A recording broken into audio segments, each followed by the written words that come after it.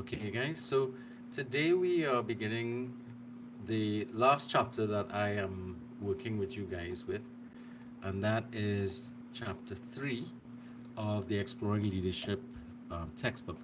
So far, what we've sort of done the introduction and overall climate in which leadership and um, ethics is this text is looking at, and we've also looked at sort of the historical approach to how leadership studies were developed and the various theories that we encountered and we saw coming up from last week all the way down to the authentic leadership model. This week, what we're going to be looking at or focusing on is the model of the relational leadership model. All right, and it's a model again for our consideration in terms of developing our own leadership styles and plans. So along the way, guys, feel free to ask questions. Has anybody had an opportunity to go through this PowerPoint before tonight? This evening, I should say. I get by the No, yes sir. and run. No, you didn't. All right. It's pretty long, so hopefully we can get started and get through the majority of it. If not, it's always there for you guys to download and get the rest of it. All right. So, in the relationship, the relational leadership model, as the name would suggest, this model focuses on the relationships that leaders have with the subordinates and the other people with whom they're working. So, therefore, it's going to focus a lot on the nature of that relationship. But more importantly, or secondly, it's also going to pay attention to the context in which that relationship is going to be developed, because we saw in the past those theories that ignored context found themselves not being able to explain a lot of the circumstances and behaviors that they saw leaders getting up to. So again, what we're looking at here is a combination of a number of things which will be identified. But primarily, the focal point of the model, the relational leadership model, will be looking at the nature of the relationship and the context in which that relationship is being determined. As we talked about before, we gave the analogy of working with um, with teachers in your past and in my past, and those teachers with whom you had good relationships with, you found that you did things better, or at least you enjoyed your interaction with them. You learned, the learning was a little more productive. But those people that you had challenges with the nature of the relationship, you'd find that the learning, again, that's the context. The learning was not as rich as those which you had a better relationship, and that has a lot to do in determining a relationship, the nature of a relationship. It has a lot to do with the leader and the leader's personalities. And this is something that we're going to have to pay attention to. Now, if we remember the definition of the relational leadership model, leadership is defined as a relational and ethical process of people together attempting to accomplish positive change. And there's the distinction there with positive change and an ethical process. And of course, the relationship. So again, the definition kind of outlines some of the key areas of concern that this model has, and the focus is on positive change. So the model focuses on five primary components. It focuses on the purpose of the activity that we're getting up to, and here we want to look at specifically positive purposes. That the model is inclusive in nature, and when we talk about inclusiveness, we will get into further discussion about that. Um, it is also designed to empower those people who are involved in the process, and the nature of the relationship is going to be ethical from both sides, both from followers and from leaders, and recognizes that these things have to be put into a process approach so that the the activity can be repeated time and time again with the same types of results that we're looking for, which is what process orientation is about. So we're going to be focusing on these five components primarily all the way through, and then we're going to look at some of the other elements that we're going to be looking at along the way. Um, so the five primary components of what the focal point of this presentation is going to be about. But we're going to start, well, first of all, this is a visual image taken from the text of that those components that we just discussed or outlined there. The process is, of course, all-encompassing. Within it, you have the focus or purpose, the inclusive activities, the empowerment, and the ethical dimension of the entire process going on there. So this is just simply a visual image of the discussion that we just had there. So some caveats to begin with. This is not meant to be a descriptor of current leadership practice, but a model which we will look at developing an ideal against which we can hope to achieve these things. This is again aspirational in nature, so again it may have some elements that we might find as being a little idealistic and not necessarily representing the reality that we find ourselves facing. But we will see that there are some elements that requires a fair amount of strength to be able to deal with it. All right. So the five elements serve as a way in which we're going to develop our relational leadership skills going through the model. So the first thing is purpose. Purpose or vision. Basically why we're getting in together. So when you're in school and you're interacting in groups and there's a leader present, more than likely the teacher in the room or in a group, classroom group, the focus or purposes should be clearly identified. It's one of the reasons why we have course outlines and stuff, because it gives us the opportunity to kind of spell out what the vision and purpose of the exercise is going to be about. When you're at work, most modern organizations have vision and mission statements. The college itself has vision and mission statements, which tries to um, focus our attention on what exactly the purpose is of the organization. Now, of course, the purpose that we will be discussing here are purposes of or focuses of visions that are positive, and we want those things to be inclusive, empowering, and ethical. So there's a host of things that are going to be coming up in the discussion as we begin the process. Now, one of the main things about this is that the organizations should really be vision driven and not position driven. Now, what does that mean? A lot of organizations have come up in life around us driven by the individual who started it. But in the absence of that individual, in a lot of cases, the organization has to do an about turn, an about face, and some organizations fail as a result of that individual not being present anymore. As opposed to that, if we have a vision-driven organization, then there's a greater likelihood that as people transition out of leadership positions and new leaders come in, that vision becomes sort of like a continuity issue, so that the vision remains constant through the journey of the organization. So as the organization moves through numerous leaders, that vision remains clearly identified as the focal point of the organization. And of course, that purpose is what drives the activities of the organization, and as well the people who operate in it. All right.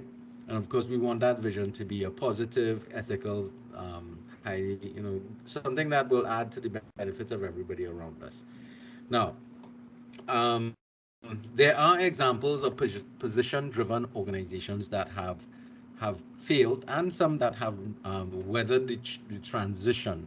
But whenever there is change in leadership, there's always going to be a little schism that takes place when a new leader steps into a position. This you can see happening especially in the corporate environment, where a new CEO comes on or a new managing director, and there's a bit of hesitation in terms of the the the the rest of the staff in terms of, well, how are things going to be done with this new leader, and that's where the relational issues start to come up, because we still have the same vision, but we are driven by a different individual.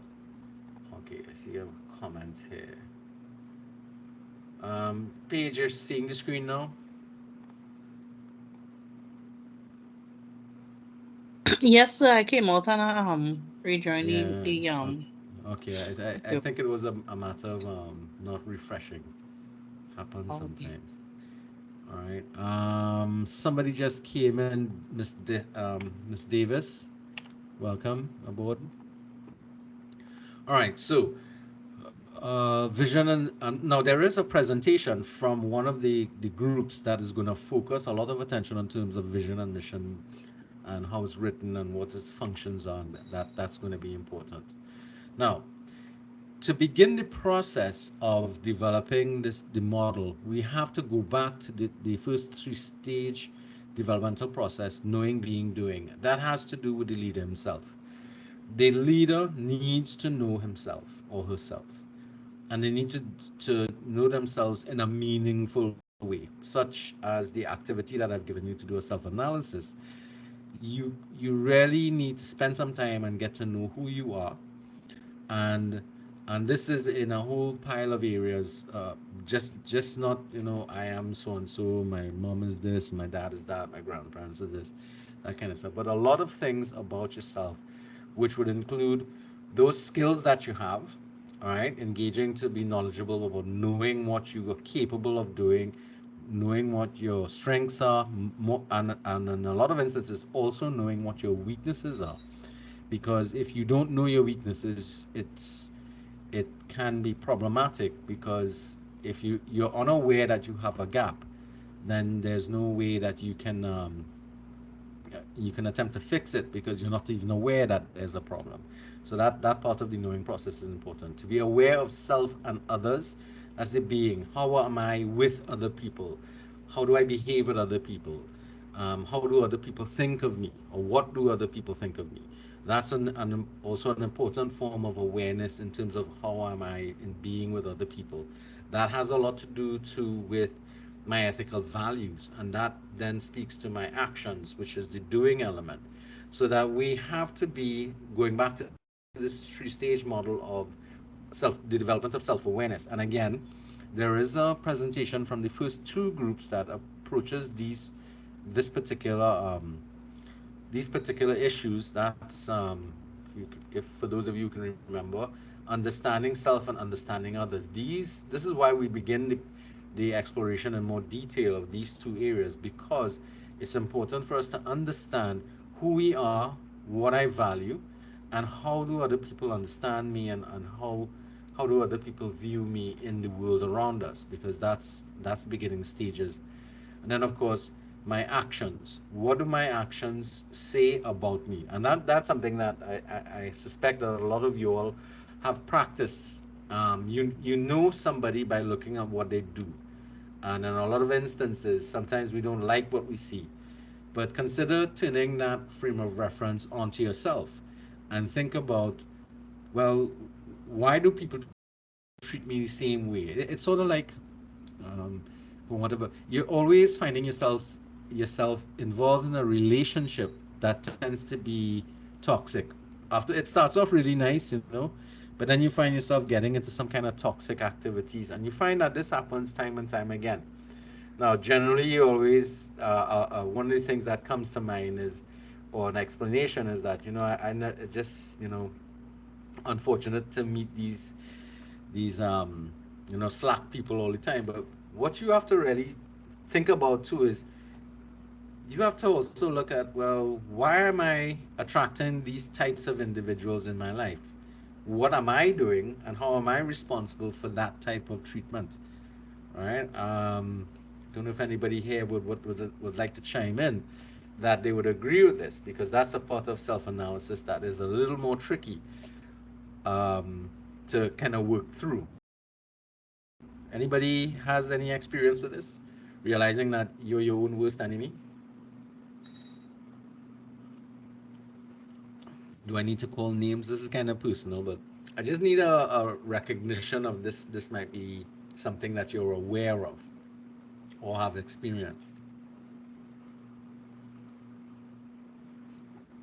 Nobody's brave enough, right? There are other analogies we could use, just to say. Now, the components of knowing, being, doing are interrelated. Obviously, it's kind of circular. And the process is not one that you can just do once and done. Right? Somebody put something in the comments. Oh, Maya says her. Right. So Maya, any chance that you can elaborate on what you're talking about there? While I adjust just this, who's that? Who just came in? Miss Samaru. Welcome, Miss Samaru. I believe that Affirmation. you attract what you think you deserve. That's an interesting statement. How many of you all would agree with a statement like that? I believe that you attract what you think you deserve. Wow, that's a phenomenal statement. Anybody wants to verify or argue with that particular statement? Hmm. I have a sneaky feeling that this is hitting close to home, which it's supposed to. So Yeah, I would say that what you tolerate is what people will continue to do. that's correct. So in Yes. that aspect, to elaborate a little bit on what Maya would have said. Yeah, that makes sense. Because, I mean, if you're willing to tolerate somebody being negative towards you, then they seem to have get license. And therefore, what you find happening is that you tend to encourage that kind of activity around with a lot of people, not just those people who are currently in your life, but later on, you find the same kind of treatment going along and that kind of stuff.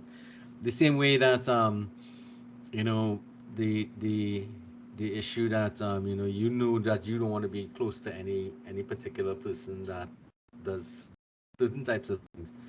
It's probably a similar type of activity that goes along with that as well. So food for thought, as we say. Now, the knowing, being, doing activity of self-awareness is cyclical in nature simply because it doesn't end.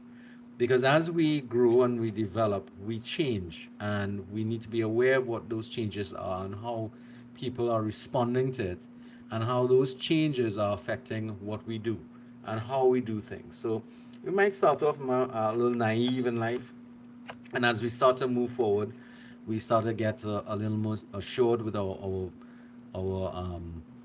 more confident in what we do and what we think, and give ourselves a little more value. And then sometimes we kind of overdo it, so we get overconfident, and then we have to track back and say, okay, this is not necessarily where I want to go. So like anything else, it's an ongoing study, and it's an ongoing process of learning about ourselves, relearning things about us, making adjustments, making changes where necessary, augmenting those things that we don't necessarily like about ourselves, and changing those things that are possibly even damaging to our impression outside there. So it's a never-ending circular pattern of development. I always like to think of it not just as circular, but more of a spiral. In that every time we make a revolution, we should be spiraling outwards, meaning that we are improving and increasing our awareness and our perception. So I'm getting better each time. Though we know that's not necessarily true, we could spiral inwards as well as outwards. So we get this kind of funny spiraling type effect where we can spiral inwards and then we could spiral back out and that type of stuff as awareness grows and our sensibility becomes more important, more critical, more developed, that type of stuff. All right. um, so Palmer uses this metaphor here of head, heart, and practice, and he uses this to describe the paradigm of teaching. And I'm pretty certain that all of us have a commonality here in terms of experiencing teachers who have really good technical skills, but they're just not in the headspace, and they just don't have a passion for teaching, and therefore what happens is that that interaction or that fallout between your technical abilities and your passion connects and displays itself in what they do in terms of practice. So that's the doing element. I've unfortunately had I've had a few lecturers like that, and I've also had those lecturers whose passion was teaching, and I've had really good experiences with it. I'm pretty certain that a lot of you guys have had some experiences like that. Fortunately, I've had more good than bad. Um, where I've found, however, the worst experiences is actually as I went up in to tertiary level education.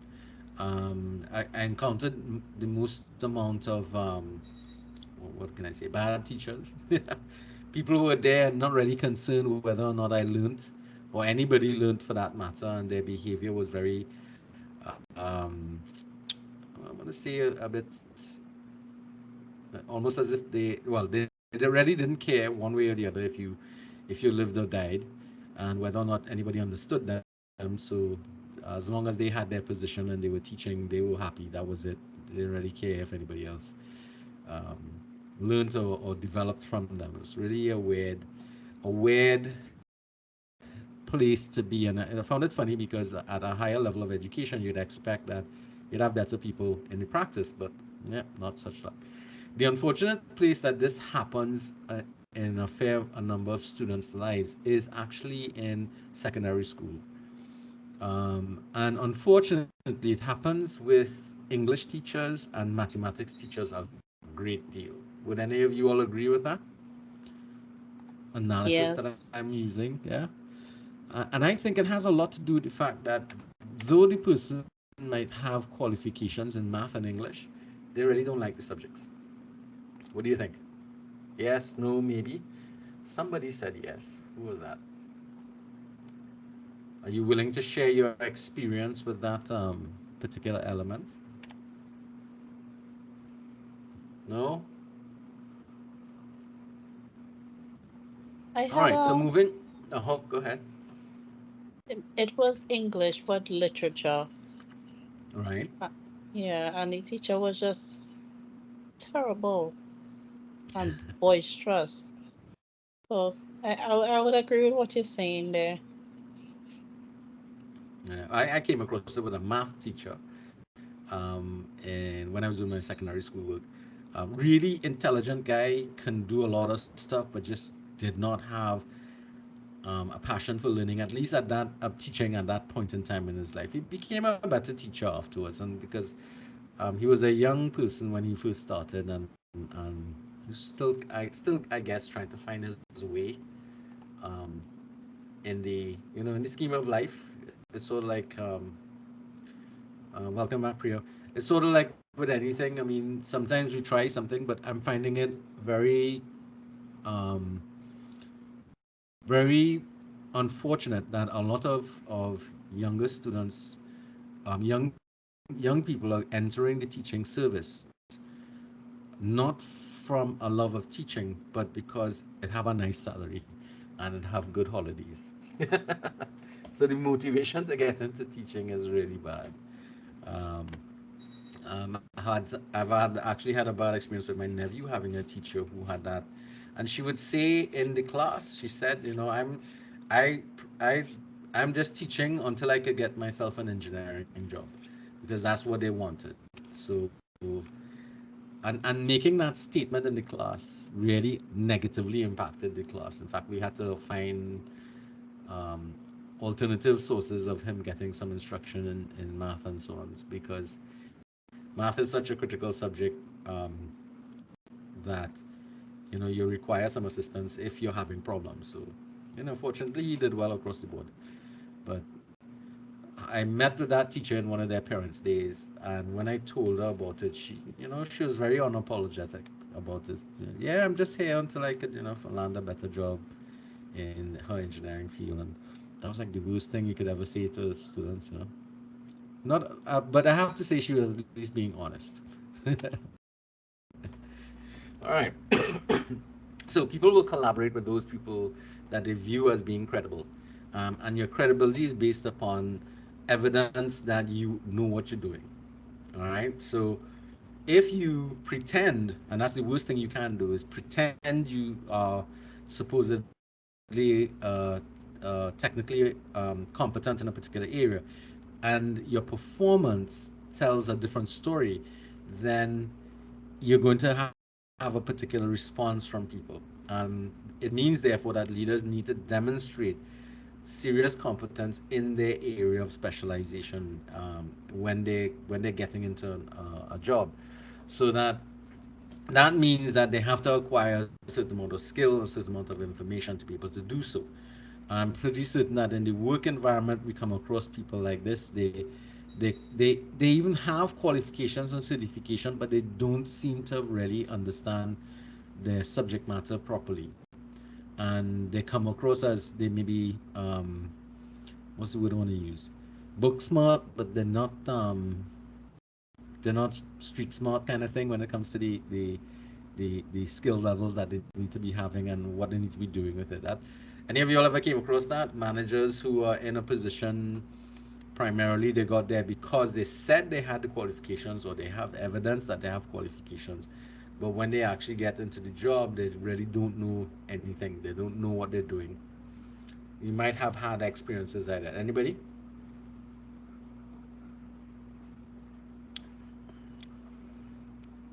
Yes, Yes, Paige. sir. We Well, have a Paige. couple. Yeah, a couple of They them. have the Who? qualifications, and I guess they came straight from school, but they lack Right. the experience All and right. the Good. know-how to deal with customers. Right. So then when That's they face with a situation, they the try alternative to depth. exactly. All right. And then they try to compensate. They try to Uh, compensate, and then the people at the ground Make have a to mess. make up to The try to gap. regain this customer satisfaction, maybe give like This. tokens and stuff. Wow. But that happens a lot, huh? Like just this weekend, I had an interesting experience. I was going into a store and I was trying to get some assistance, and um, I saw these three guys in the corner chatting away, and I was like, "You guys working here? Or you all just lemming here? What you all doing?" And they got really upset when I drew their attention to the fact that I needed assistance, and they were just there doing nothing. And they really got upset, and I was kind of wondering, did I do something wrong, or did I just point out to them that, well, maybe they did something wrong. I don't know, but their reaction was telling. As customer service people, that's something that you really don't want a client telling you, or potential, because at the end of the day I didn't bother to buy anything because I wasn't getting the assistance that I needed. Now the text identifies some specific skill areas that you need to develop for leadership, for effective leadership: interpersonal skills, conceptual skills, technical skills, and tactical skills. So technical skills would be what we were talking about before, having those qualifications and the know-how of your specific area. Let's say in engineering, therefore you have to have all the engineering qualifications as well as experience and so on, whatever skill area you're going to be in. um, but the harder ones are the interpersonal skills. That is really about effective communication, which is both effective in terms of giving information over clearly and listening to people properly so that you get to that mutual understanding goal. The conceptualization skills, the ability to think creatively in the circumstances that finds itself being presented to you, because not everything is like it is in textbooks or in the classroom. The real world requires that you have some degree of flexibility to be able to do that. Now, one of the problems I have is that our education system kind of stamps out creativity kind of early, so that's a bit of a challenge for our environment here, because our education system tends to currently still focuses heavily on shut up and listen to what I have to say, and whatever you think or whatever ideas you have is not important, and that's a dampen on creativity, which is kind of funny now because now we want entrepreneurial thinking students. Entrepreneurship depends upon creativity and innovation. So those are things that we need to rework at some element, especially when it is something that is driven out of people early in their lives. It's kind of hard to rekindle unless there's something alternative that they're doing that help to foster that type of creative thinking.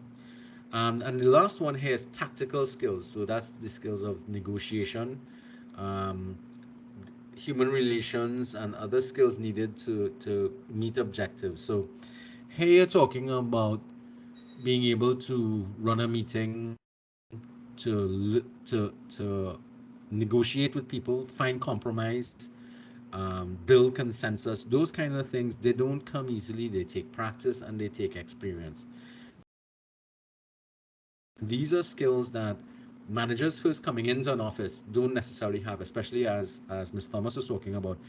Those individuals first coming out of school with nice, shiny, brand new qualifications don't necessarily have those tactical and interpersonal skills well developed because they weren't in a practical environment to deal with the varying stimulus that comes to face you, and they find themselves challenged. In fact, especially with those leadership positions that are highly technical in nature, engineering and that type of stuff, there's such a heavy focus on the technical aspects of the job that it minimizes the importance of the interpersonal and tactical skills. And that is really something that I can't remember his name now, but Professor Julian spoke about was a big problem in the industries outside there. That the technical skills was the easier skills to acquire, but the interpersonal and tactical, what he referred to as soft skills, were probably the biggest problems that a lot of managers have, especially in those areas of technical competencies where you have a lot of technical activities going on.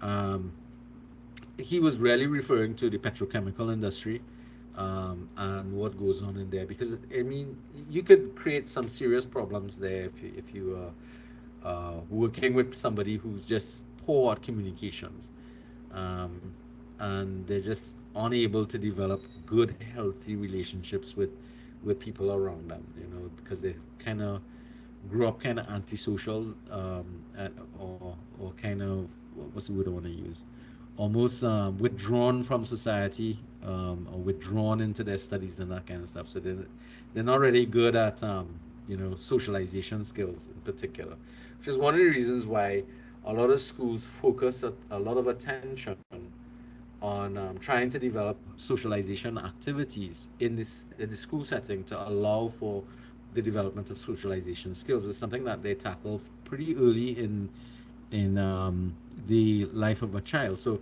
for those of you who have children in school right now, um, children taking part in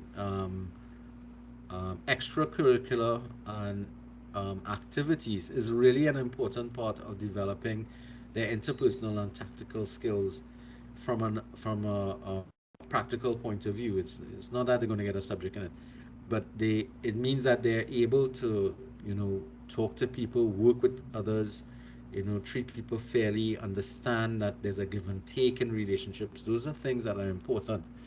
um, the focus on exams and the technical aspects of qualifications is not necessarily the only thing we have to pay attention to. Yes, it's important, but it's not as critical as some of the others.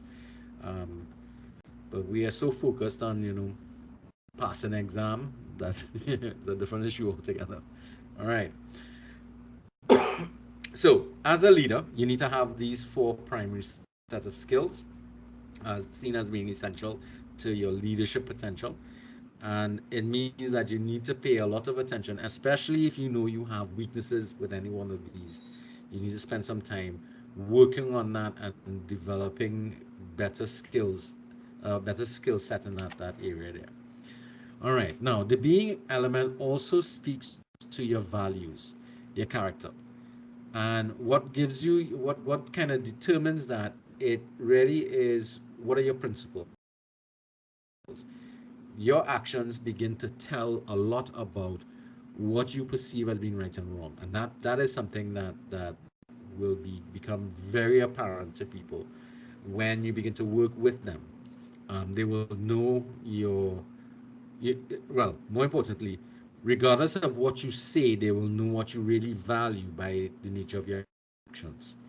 All right, that's something that you're going to be scrutinized under. In fact, right now, as subordinates, we can see, we measure um, a lot of our leaders around us from the way in which they do things and how they behave and how they treat others. It really begins to tell us a lot about who you are as a person in terms of your character and those values that you hold to be important. Is it important to sound intelligent all the time to the detriment of other people around you and belittling them, that type of stuff?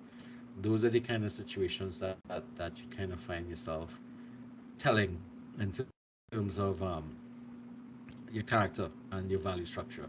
All right, so we talked about the doing element, knowing, doing, acting, that type of stuff. And we know that this has an influence on the fact that sometimes we need to track back and go through and really think about what am I doing, and what does it say about me as a person, and therefore we have a bit of a circular movement here again, where analyzing my actions also tells a bit about what's going on around, and whether or not those things are helping me in the accomplishment of the objectives of the organization that I'm with. So those things are going to be important. Now, some of you may have come across this particular phenomenon where you have leaders who don't do something because they don't think that all of the requirements are in place because they're afraid to get it wrong. So this is a fixation on perfection, and the what that action tells people is that you're not willing to take a chance and you're not willing to make errors, which means that it will signal to the rest of the organization that unless you are absolutely sure you can get this right on the first go, don't do anything. Now, what happens to an organization when there's this type of fixation going on? Anybody has any examples of this?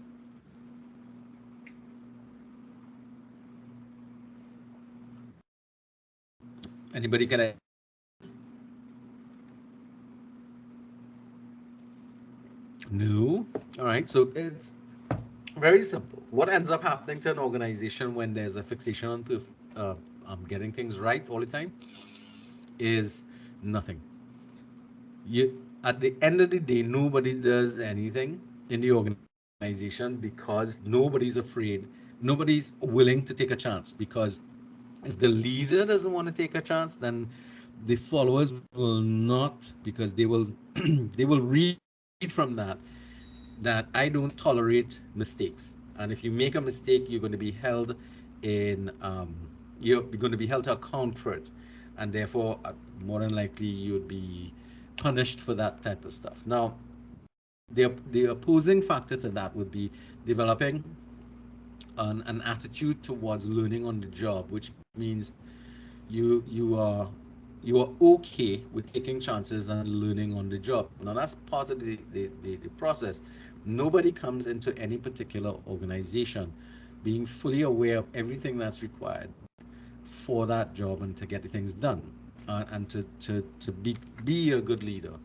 It means that you have to, as a leader, create the environment in which you are encouraging not only yourself but others to learn as we move forward with things. So leaders can promote learning by doing a number of things. So we have through their own learning. So as a leader, if you recognize that you don't have enough information about something or something new is coming up, then you engage in some sort of learning process either online or with everybody else. Two, by helping others to learn, and that's two ways. Either you mentor other people, or um, you join other people in the process of learning from somebody else. So that in itself helps because it kind of dismantles this divide between the leader and the followers, where we are in a classroom together and we're acting as equals then, in that instance, because we're all learning something new. And this happens especially in our environment now, which is so highly technical. When changes are made to software packages, for example, and you have to get some training, everybody ought to be sitting in the training, leader and everybody, team leader, section leaders, whatever, with alongside. Now, a lot of leaders don't like to be in a classroom alongside subordinates, and that's a really funny, stupid thing, I think, because you're missing an opportunity to really connect with your people, to to look at, hey, we are all together in this, together, that kind of thing. And that's the third part, by shaping and contributing to a culture that promotes learning. Doing those kind of activities, taking those opportunities and sitting in a classroom alongside your fellow employees and whatnot, those are going to be opportunities for you to create this learning culture. And it's going to say to everybody, hey, we can all do this together, we can all learn together, and therefore, if I make mistakes, then it's not necessarily going to be the end of the world. Growth will be stunted. Thanks a lot, Maya. I wish you could have opened your mic. Got that. All right. So here we have. Did I do that right? Okay. So on to 18. All right. So relational leadership is purposeful. So we've been looking at the whole knowing, being, doing, and the continuous learning environment that we need to be in. Relational leadership is purposeful, meaning that the focal point, first off, is we need to know what we want to do. And whatever we're doing has to be something that's positive in nature. And we have to build an awareness of that purpose throughout the organization.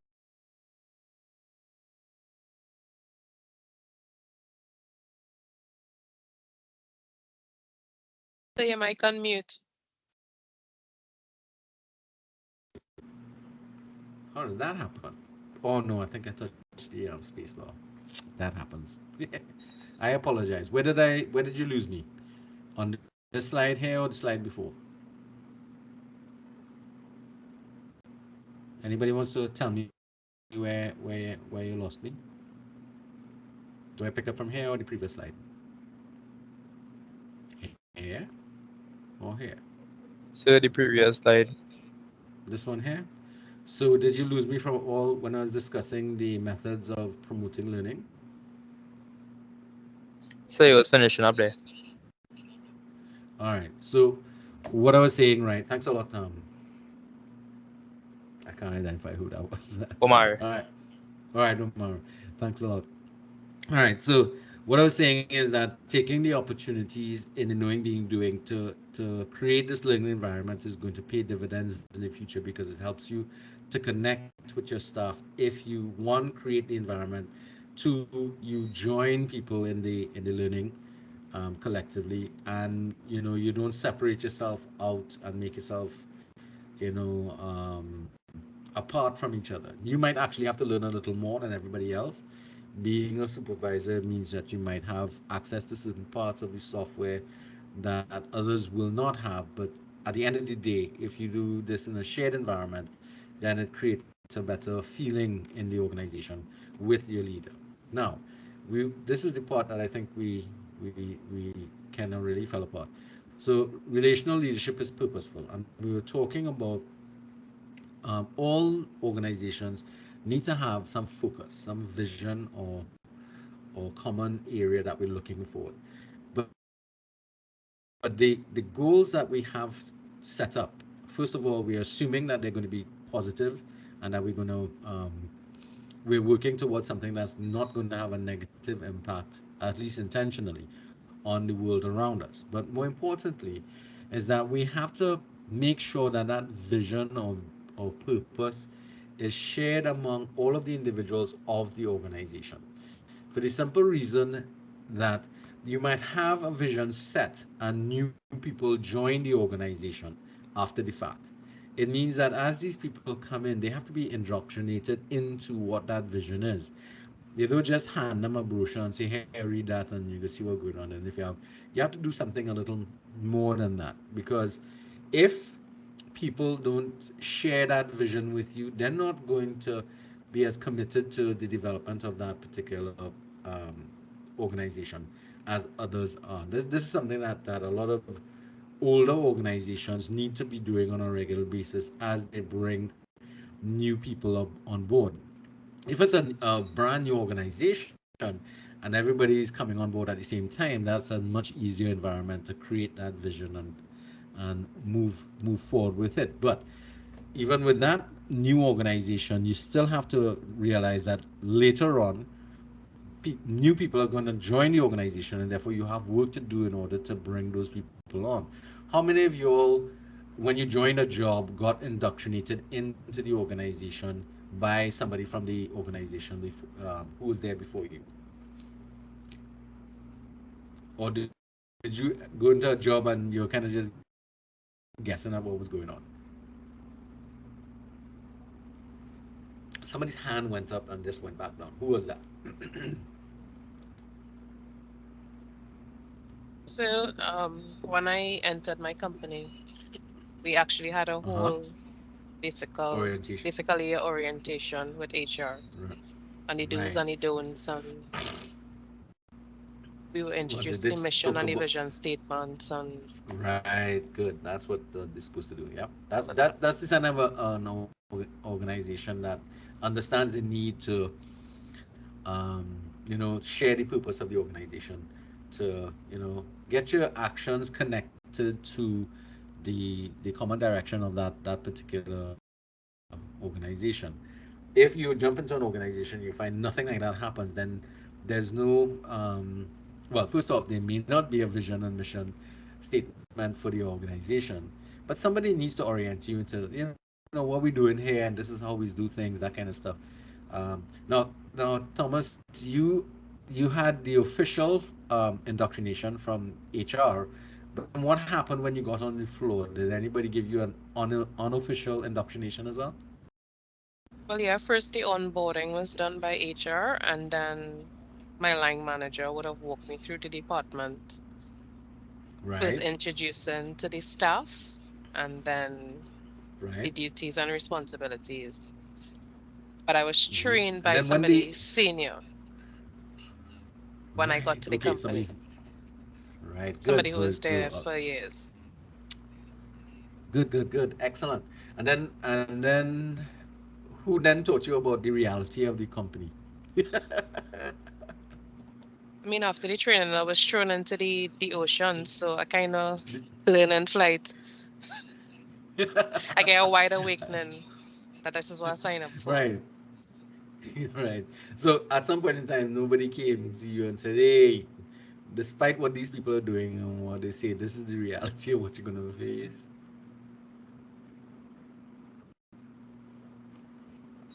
I That's not just try to make the best of what every happened. day, so and it's still here. So Well, but have you become that voice of reason? Because there's usually a bit of a disconnect between the paper vision and mission of a company and the reality of working on the floor. There's usually a sort of what's the word I want to use? A bit of a fallout, and sometimes you have sometimes it's not somebody always aligned with it because you have to treat each case on a case by case basis case basis, right? as to So the somebody should have needs. honestly told you that sometimes this doesn't work, but you're gonna have to do this and that, like some of those tougher points. Yes, no, maybe. Yes, Sometimes. I was told, but still the cases may have been a bit different. Yeah, well, again, you can't get A steadfast, everything. yeah. Yeah. But experience is what ends up teaching you more than anything else what you need to do. But it would give you a grounding, and it's important, therefore, that as a leader in an organization that you do get engaged in that type of sharing. All right. And we'll come back to the whole issue on visions and stuff like that in a little bit. Right. Now, as I said before, there's a chapter that's going to deal with this, but not necessarily going to deal with this aspect of vision activities, which is personalized visions versus socialized visions. So in essence, a personalized vision is something that somebody comes up with, usually the owner of an organization, the company, and so on. And this would be what they see as where they want to go. The problem with a personalized vision, however, it's something that's handed to you in the organization, and you have no say in the matter. As opposed to a socialized vision, which is a vision that is built from the ground up.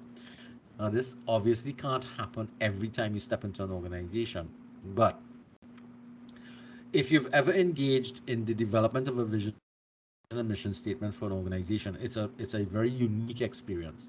I went through that experience with the development of Costa's vision and mission statement because I was with the college before it existed and was part of the steering committees that helped to develop the whole concept and structure of the organization and its vision and mission. The process that was used for that was extensive, and it took about a year to get done. Because at the time, COSTAT was made up of eight different existing tertiary education systems, or institutions, I should say. And we were getting input from all levels of staff, which included faculty, administrative staff, support staff, custodial. So everybody got together in teams and tried to create a vision and mission statement for the organization from ground up. Which meant a lot of training went into what's a vision statement, what's a mission statement, all that type of stuff that you all will cover in the presentation coming from one of the groups from class. And that whole process of developing a socialized vision helped to build an awareness of what was going on. And because we felt included in the process of creating that vision, it meant that there was a higher level of buy-in to the vision process and the organization growth and development. And that's an important thing. But that's not always going to be possible because you don't necessarily come into an organization from its very start. Like I had the the luck of being part of the growth of Costat from the beginning.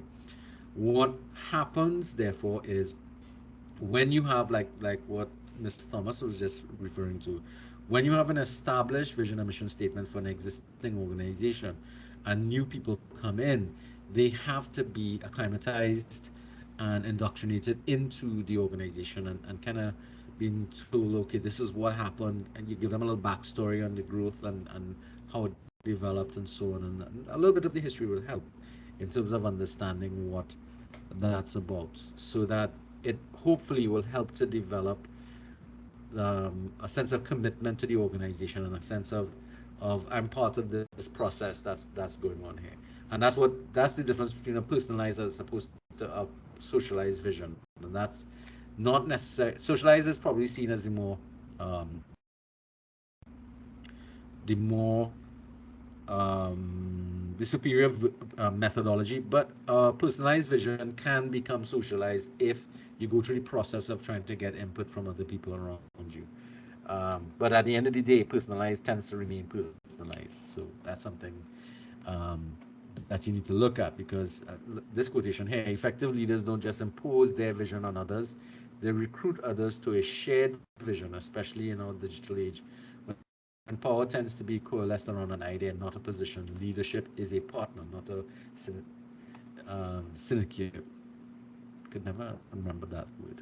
All right, but the whole idea is, if you come into an organization that has an existing vision, it's still a responsibility of the person in power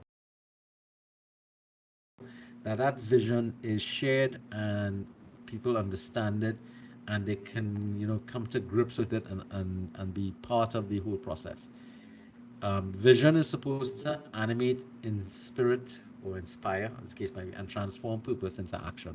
it's an interesting statement there because that's the function of what a vision is supposed to do inside the organization. Um, mission is how you go about getting to your vision, and hopefully you'll will get that distinction when the team that does that is going to work. So vision and purpose, or as we're going to say, tends to be one of the most critical things that the relational leadership or relational leaders need to act upon. All right, and in a lot of instances, one of the things that comes up is that it's not what a vision is; it's what a vision does that is important. It's Crystal Thomas. Hi, Crystal. Welcome.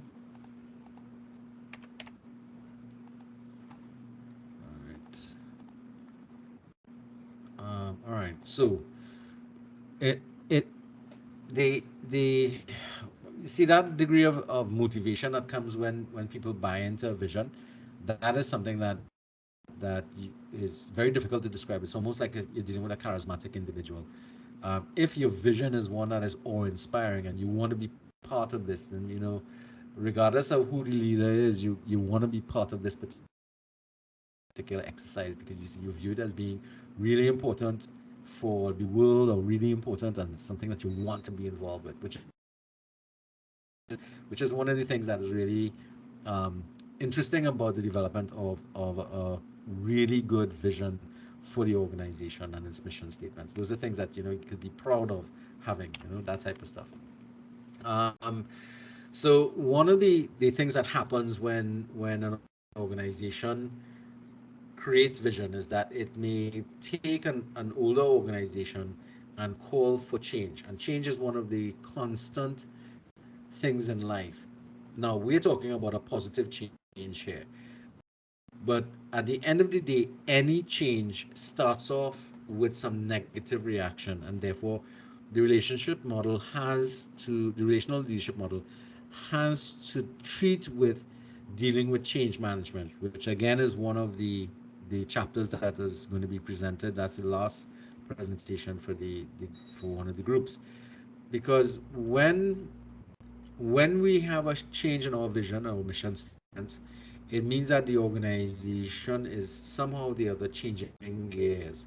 They are making a transition from one type of thing to another, and it can spell trouble for some people already in the organization. So that we need to be aware that the change process can be a traumatic process for people. For anybody who's gone through or who has been with an organization when change was taking place, it in fact can become a really traumatic event for people. Therefore, we have to actually um, look at managing change. No page, oh no page. You don't need to have your camera on during presentations. All right. Okay. So right. Um, right. And most of us, when we with an organization, we want to feel a sense of like doing something that makes a difference for a real difference. Not it's not just it would be really good if every job that you've ever had in your life you feel a sense of accomplishment and I'm doing something for the good of mankind kind of thing. But unfortunately, not all jobs are that way, right?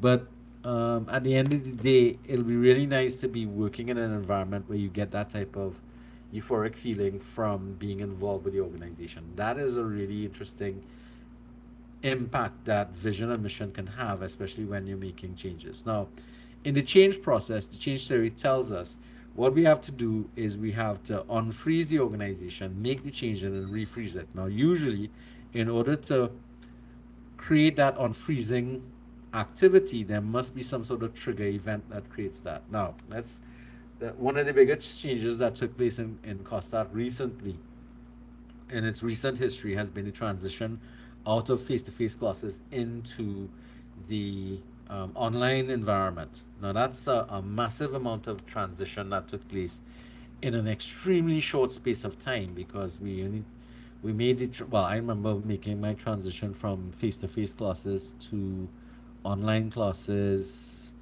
within the space of 2 months. All my classes went from online to from face-to-face to online in 2 months' time. That was a lot of work in a short space of time and with limited resources at that particular point in time. Um, the trigger event being the pandemic. Now, for those organizations that did not make the change, they failed, and some of them no longer exist today. That trigger, though, is in making the change. It'll be really problematic if we refreeze after that. In fact, what a lot of the theory is saying to us is that instead of moving from a frozen format to back to moving from frozen to unfrozen back to frozen is not necessarily the best approach. Rather than that, what we want to do is to remain in a more flexible environment, which they call slushy environment, which we're using the ice analogy here or the snow analogy. It means that instead of us resealing ourselves in a different form as we move on to the online environment, for example, we ought not to be become complacent and realize that this too can change. There are other changes that can take place to help to make the system better. So the idea is we transition from that fixed environment into a slushy environment and remain in a flexible format so that we can adjust to changes faster and more automatically if further changes are required, either in one direction or another. The problem with this, though, is that and when the team looks at a change in environments, they realize that it creates a problem with staff because in making transitions like this, you have affected something called the social compact with your employees, which is the nature of our relationship as employer and employees, and that creates a lot of animosity in some instances. Unfortunately, the company will also lose people along the way. Some people will leave because they don't want to be involved in this type of activity. Other people will be forced to leave because they can't operate in the environment or they're simply not willing to. And some people will make the transition, um, but not be happy about it, and eventually sometimes they would have to be cut. But the vast majority of people should be able to make the jump across the divide, so to speak. But I know that there is negative and positive to every change that's going on. And as a good leader, you have to be aware of all these things to be able to manage through it. And again, there's a chapter on leading change that is going to look at it. All right. Um, all right. So there's all the thing here is about remaining in a flexible form when you're finishing. Interestingly enough, change can be time consuming unless, of course, you have um, what's the word I want to you have a sense of urgency. So like I remember when we made the change, I think the administration was really surprised that most of the faculty made this change so quickly. In fact, we made the change so fast they were unable to manage classes from their perspective in terms of making sure we are actually attending classes. They didn't know how to monitor us, and I think that might have happened in a lot of organizations that went to work from home um, environments. Other people who went through that. Sorry, are there any people here who went through that transformation in their workplace from a commute job to a work from home job? Anybody? Yeah. Well, Cappy, I expected you. Yes. Paige. So what were some of the challenges that the organization you think encountered? Paige, possibly. I Or, would or say um managing like files for like documents everything was paper at first, and then they made everything online. Paperless. So yeah, Yeah. so that was only challenges. All right. Anything else?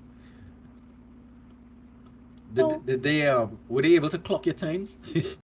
yes, yes, How did they go about clocking times? they monitor everything from the laptops that we were given. Hmm. Yeah. And what did that mean? Did you have to have your camera on, No. or you just had to have activity going on in your laptop? Yeah, so you would connect to the VPN and you could track Uh huh. basically everything that you're doing. Right. Okay. Cappy, I see your hand up, so I know you want to say something. No, sir. I was just saying that I went through the No. same thing. That's it. All right. Okay. I hear you. All right. But I know our administrative people were having trouble because unlike you guys, which is probably an environment where you're working 8 to 4, we were working 8 to 8 and 8 to 9, and I was having classes up to 10 o'clock at night and all kind of thing. So it was very difficult to, and they didn't have enough equipment to roll out to all the staff. So I had my own equipment I was utilizing, and eventually it was very difficult to monitor things, but fortunately we had one common platform, which is the classroom platform, which allowed us to connect there, and you could see some of the results there. But it took them a little while to catch up because I think we transitioned so quickly that the technical backbone wasn't capable of making the transition as quickly. So the database and stuff had to be expanded very quickly, um, to be able to handle that. But I mean, we did well coming across, getting better bandwidth and stuff like that. So it was also a bit of a thing. But again, it can be and ought to be, if you've ever been in an organizational during a major change process, it takes time. And especially takes time because you're trying to diminish the amount of anxiety that's going on in the organization. Because during periods like this, people who feel anxious, they're going to leave because they want some degree of consistency and some sort of commitment to their future. And when you have this situation where your future looks a bit questionable, you're gonna jump ship. You're gonna move and go to something that you figure is better, more, a little more solid. You don't want to be sitting on sand basically, and your life just kind of moving away from you. All right. Okay, so, and this is the part here I was talking about. When you join an ongoing organization, you you're coming to meet an established vision. So it's important, therefore, that you connect with them. So it's important, and it's really critical who you give the responsibility to do this orientation and induction, because the wrong person can create a negative feedback loop for you in terms of what happens with the new participants and new employees. You want somebody who's as engaged and as motivated about the organization as everybody else. That is something that you have to pay attention to. So not any and everybody should be um, conducting these sessions. They should be done by somebody who has shown a high level of commitment and a high level of enthusiasm towards the particular group and its functioning and that type of stuff. Now, so we're coming out of purpose and we're going into inclusiveness, and this is by far probably one of the most challenging things that has to be done as a leader. And let's start by defining what inclusivity refers to. So being inclusive means understanding, valuing, and actively engaging diversity in views, approaches, styles, and aspects of individuality, such as gender, sexual orientation, or culture, that adds multiple perspectives to a group. Now, this is the crux of the matter because inclusivity and our willingness to accept diversity has a direct impact upon our views or ethical values and moral standings of ideas about things.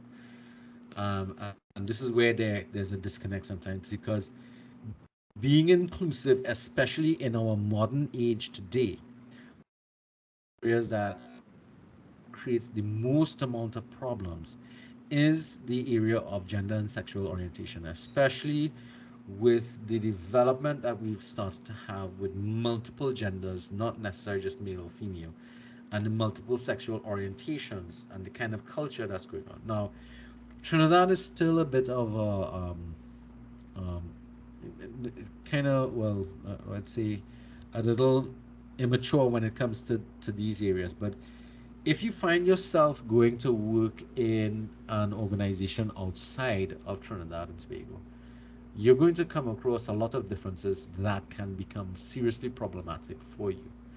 And as we become more influenced by what's happening around the world, we're going to find ourselves having to deal with the gender issues and the sexual orientation issues that's facing the vast majority of the world. Now, in preparing ourselves for that, we ought to begin to engage in a discussion about our willingness to be inclusive with individuals who don't necessarily walk the line that we perceive life to be. So we generally perceive gender as male and female, um, but and sexual orientation is either, well, we've already had to deal with hetero and homosexual orientations, but there are a whole pile of other orientations and a whole pile of other genders that seem to be emerging.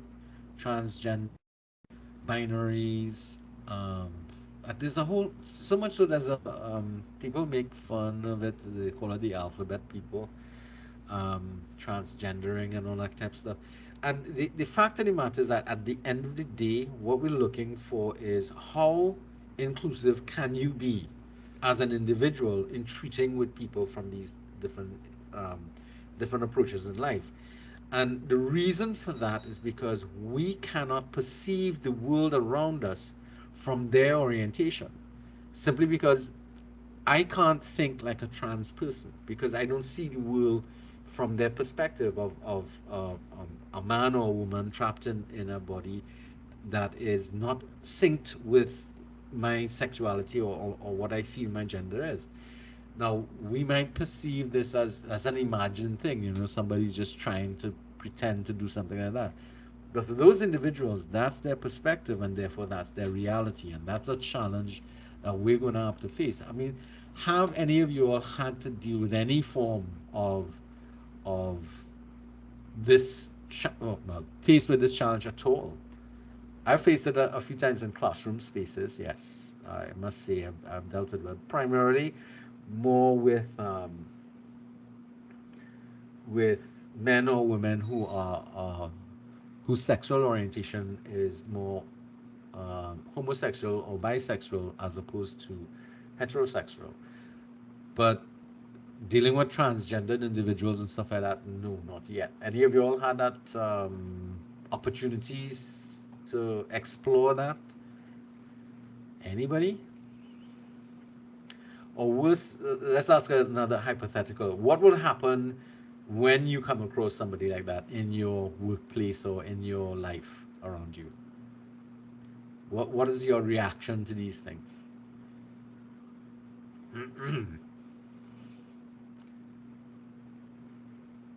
Nobody. Yeah, Denise. So you can repeat the first part of the question that you asked, please? I'm asking what would be your reaction or how do you think you would behave if faced with an issue with a gender issue? Let's say you come across somebody who presents as a man but identifies as a woman. Oh, well, for me, so I would have experienced that since going to school, Uh-huh. and my perception then, that remains my perception now. Uh-huh. That's your decision. Just don't bring it to me. Right, but You you do don't. your thing, Right, okay. But how do just don't you bring it to me. Right, but my point is being they brought it to you because you're the leader of an organization, and I'm coming into your organization, and I'm presenting as a man, but I believe I'm a woman, so I dress in female clothing and I behave in a feminine manner and so on. How do you treat with that person? That person is going to be So part of your normal, organization. I volunteer with a particular NGO where I am exposed to the for ease of not biting my tongue, I just simply say the alphabet community. I volunteer with an NGO that Would you? affiliates with them. All right. Do And as you I mind said, that identifying has really what calmed my NGO that headache. is? Say again, Do you mind saying what NGO that is? if I mind saying, you're breaking up. Do you mind saying what NGO that is? Yeah, it's the HIV helpline. Okay. All right. Cool. All Yeah, right. so when we go out on our caravans and stuff, Uh-huh. the caravans don't focus on just what we would call normal people. They go to the events that the alphabet community has, because they are Uh-huh. well aware of the event. So, if they're having a particular gender party or a particular type of party, the caravan goes there to get testing done and that kind of thing. And as I Okay. said, I go to do my work, I get my work done. if you present um if you present as anything other than what I assume you are, I respect you for that. And what I would have learned in some training that we would have done, for example, Sensitivity training. Yes. if the person appears to be transgender and I make a Mm-hmm. mistake and I say he and I'm corrected and the person says she, I apologize and Uh-huh. simply ask, what pronoun do you prefer to be addressed by? So for Right. me, Okay. All right. Domini, yeah, it's But the that's good. That. LBG. I try not to tie up the letters, so I just say the alphabet for ease of reference. But that is it's no big deal I, for me, As somebody said in the chat, so re- once you stay in your lane, I stay in my mind, and it's easy peasy. yeah, but you see, the issue though is that lots of Republicans I chose not to encourage the sexuality. I don't judge him, but my neutral reaction was not what you wanted. Okay, I see. That is again from Maya. You need to fix your mica. Um, but what I'm saying is that you see, it's easier to deal if these people remain peripheral, but if they become critical to your organization, then it becomes a more invasive issue that you have to actually confront with and train yourself to listen to them and to pay attention and engage with them um, fully, and that's the challenge that we're all going to face when placed in circumstances like this. Now, um, they I'll be curious. Thanks a lot, Miss Denise. I'd be curious if Maya could at least say to me why she selected the option not to recognize the person's identity, or not to, what was it, the phrase she used? Let me just look at that message again. I did not encourage his sexuality. Okay. What do you mean by encouraging his sexuality? Now, really, I'd really want to know what you mean by that, because that could be interpreted in a number of ways. You really need to get that microphone sorted out, boss. Remember, you have presentations to do. But inclusivity is going to be challenging, and I'll tell you the reason why it's going to be challenging is because sort of um, whatever sort of positions we have about certain things, we are going to um, directions. Stay in your lane, respectful as Nyack, leave me alone, literally just treat them as humans. Once you can get the work done, it doesn't matter. Um, saw this in more recently as a man dressed like a man. Says he identifies as a woman, wants to use the female washroom. I didn't stay long enough to see the outcome, but it was fascinating. Okay, right. Yeah, we're gonna come across things like that now. In um, You see, the thing about stay in your lane and I'll stay in mine, that kind of thing, that's not inclusive. Those reactions that I'm looking at here, they're not speaking to me of inclusiveness. They're speaking to me as exclusiveness. Yes, I'm okay with you as an individual, but you stay on your side and I stay on mine.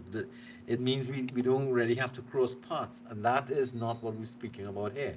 And that's why I said this is going to be one of the challenging areas that we have to treat with in terms of dealing with it, and primarily because we have um, some fixed ideas about certain things, and whether or not we believe dismantling your own perceptions in relation to those things is going to be giving up your ethical values is another element, because some of these things speak to where our value structures sit, and therefore they almost as if they are challenging my valuing systems, my ethical values, and so on. And that's where the problem starts to come up, when there's that conflict between what I think is right or wrong, which is what ethics and morals is about, and what somebody is presenting themselves to me as. That is the challenge that inclusivity is really focused on. And it's one that requires a lot of effort to be able to, get beyond, because and the reason why I say it's important is because if we continue to push these people to these individuals, I should say, to the edges of an organization, it actually starts to speak to something called marginalizing. And once we begin to marginalize them, it creates an issue. All right, so he would talk about his boyfriend and the issues, and I would give advice on the issues in general, but not personalize it to his significant other's gender. Well, actually, that's not a bad move, Meyer, because regardless of whether it's a regardless of what type of relationship it is, there are commonalities across the board. It doesn't matter. Same issues, different different things. Um, Same issues regardless of what type of relationship it is. Um, but I guess he was looking for something more from you, in support wise, I guess. All right. Now, and so the point I was trying to make here before I saw that message come up was that the unless you walk a mile in their shoes, basically, you're not going to understand how they're looking at things around you, and therefore we're going to be literally selling ourselves short in relation to their perception of an issue or perception of a situation that can possibly give us a broader concept or broader approach to dealing with a problem that we see happening around us. Because we can't fathom the way their lives are in the world they live in. And this is something that, I mean, at one point in time I used to say, it was madness to make this statement, but it's actually becoming truer and truer as I read about it. Is that reality is reality varies from person to person based upon their perception. I mean, when I first heard that, I thought that person might be talking rubbish, but that's actually true. The reality of anybody's world is different based upon how they perceive the world around them, and they perceive the world around them based upon a lot of things, including the way in which other people deal with them. So, being inclusive embraces having the skills to develop the talents of members so that they can be readily involved. Those are the things. Listen with empathy and communicate civilly. Um, our communication skills that facilitate inclusion. Inclusion breeds new leadership and creates a positive cycle that sustains the quality of an organization over time. Now, so far they haven't said you have to accept their vision of life, but you have to dismantle your judgment of them, right? That's kind of like what they've been talking about here.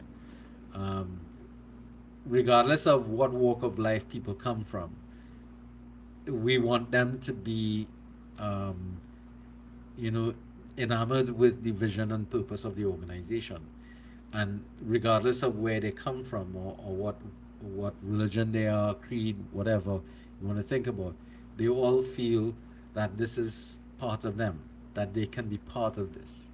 All right, so that's the challenge that you're going to face in terms of being inclusive, and it's one of the things that I think um, the more restrictive the culture that we come from, the harder it will be for us to dismantle that. Because especially if so like this point here being made, it's not sufficient just to be a participative leader involving group members in the work of the organization.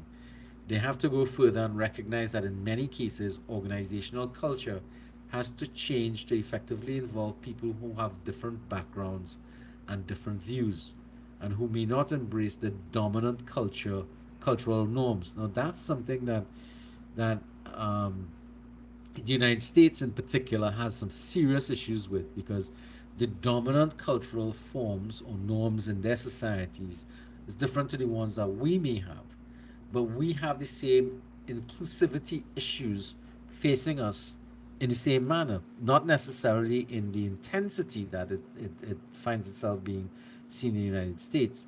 And we could learn a lot from the approaches that are used by more progressive leaders in trying to treat with those differences. That we don't get bogged down with the concept of, my view is right and your view is wrong. We don't do that judgment thing, because in essence when we do something like that, we kind of just exclude people from wanting to contribute to the organization, to wanting to work with us. The idea is that you're coming from a different environment, and yes, Denise says we will make mistakes when treating with people that come from those different backgrounds. You simply apologize and you ask, well, how do you prefer I mention it to you or refer to you? And you work from there. But the problem that's happening now is that people are so negative towards each other in relation to this that it's getting very hostile, and that hostility is creating more barriers, and that those barriers are creating almost a situation where some people are getting violent towards these individuals, which is well, and the violence can be both from both directions too. You have that type of almost like bullying activity taking place across the board, which actually seeing a little bit more of it now coming from either side.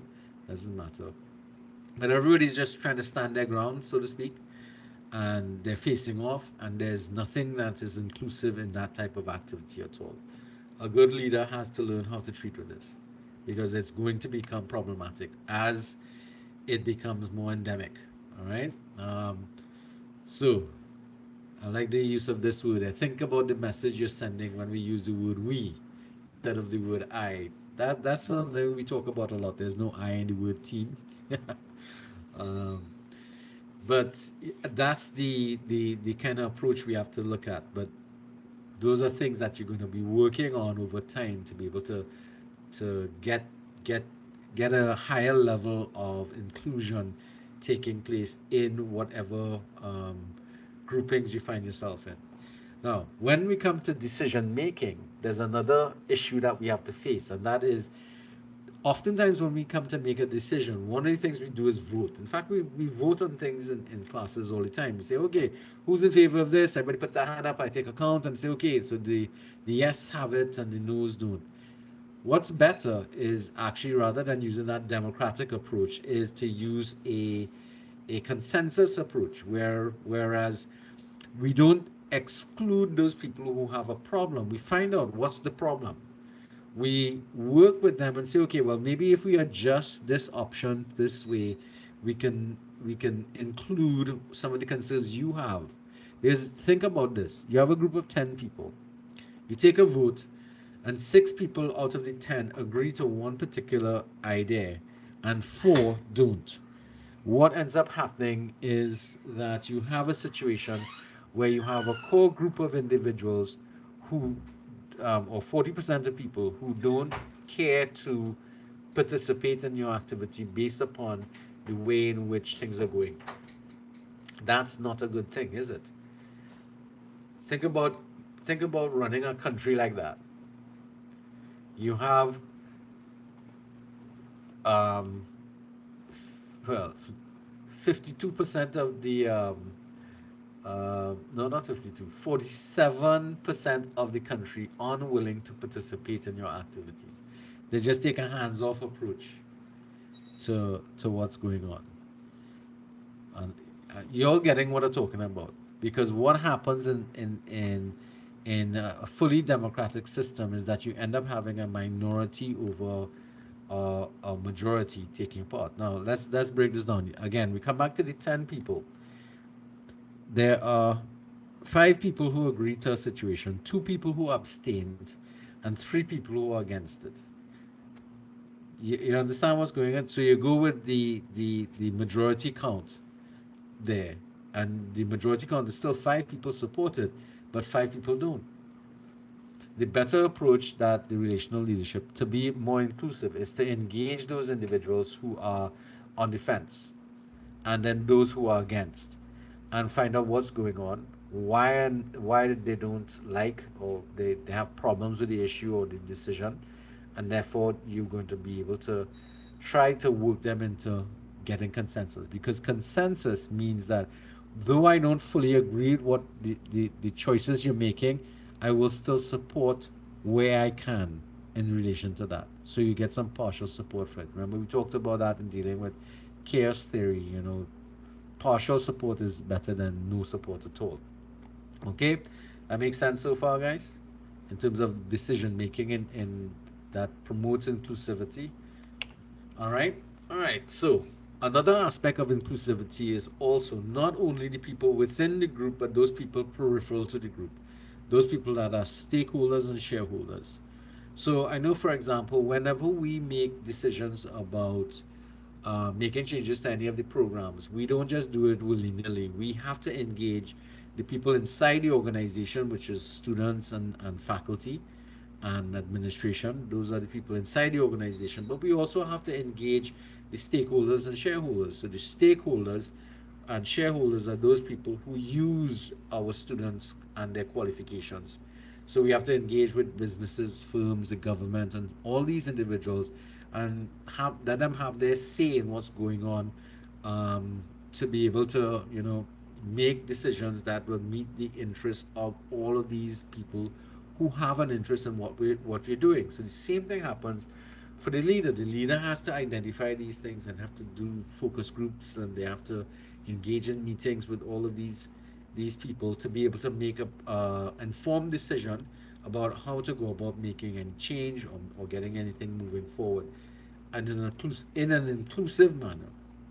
Um, the to try and do that. So one of the things, there's a diagram here that I have that kind of speaks to what where external people tend to fall. They're either going to be supportive, which is, it's whatever the issue is, they have high support for it and it's of high importance, or they're going to be problematic, which is low importance but and high opposition, or they're going to be high support, low importance, that's low priority to them, so they don't really care, so they're not going to participate necessarily in the discussions, or they're going to be highly antagonistic because it's of high importance but highly oppositional.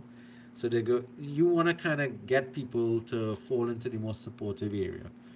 But again, knowing where people tend to fall is going to be able to help you design methodologies to treat with those individuals, much like what we were looking at with follower types during the time frame. Okay. All right. So, any questions on the inclusivity, including this area? Any comments people want to make before we go to empowering? No. All right. So moving on. In empowerment, here we're talking about giving over power to other people in the organization, helping them to grow in their own power and to make them potentially the next set of leaders or leadership that arises in the organization. Now, there are two dimensions to empowerment. It's the sense of self that claims ownership, claims a place in the process, and expects to be involved. That's within the individual themselves. They have to develop for themselves the willingness to want to take some sort of ownership of the organization, ownership of roles, ownership of things, and they don't only want to do it, they expect to be involved. So that's a frame of mind or a frame of reference that we want the individuals to develop. Now, in order to develop that kind of feeling in the organization, we have to set up, as the leaders, an environment which promotes that type of activity or that type of thinking and development. All right. So we have to set up conditions that promote full involvement of participants, reducing barriers that block that development of the individual talent and involvement. And this is important because, again, when one of the reasons why we need to empower more people to take part actively in the organization is that whatever talent they have, they can bring it to bear on the organization to its benefit as opposed to its exclusion. All right. So think about little community group, and somebody in the group is really talented with accounting. So you get that person engaged with looking after the books, and you get them feeling as if well, I expect they'll be involved with doing your books and following your accounts or setting up a system for us to do that.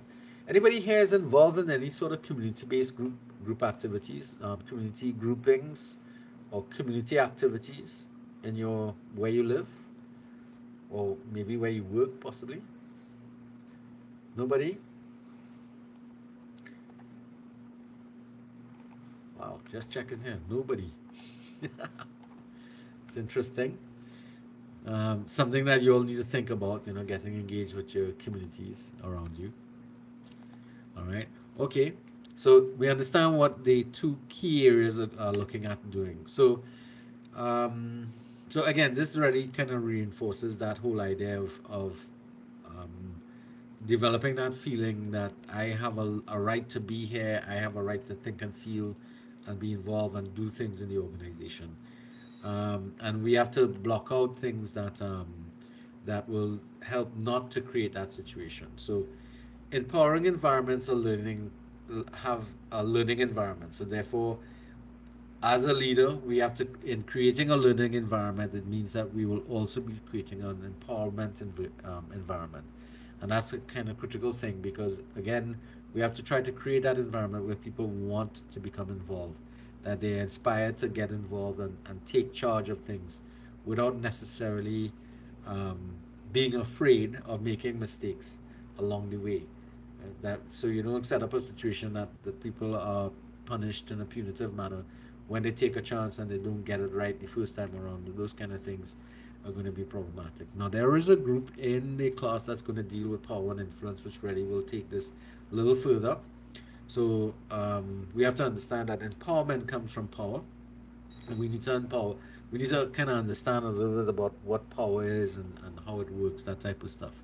All right, so power is generally something in an organization, or historically speaking, is a zero sum type of game, meaning that you either have all the power or you have none. That's zero sum.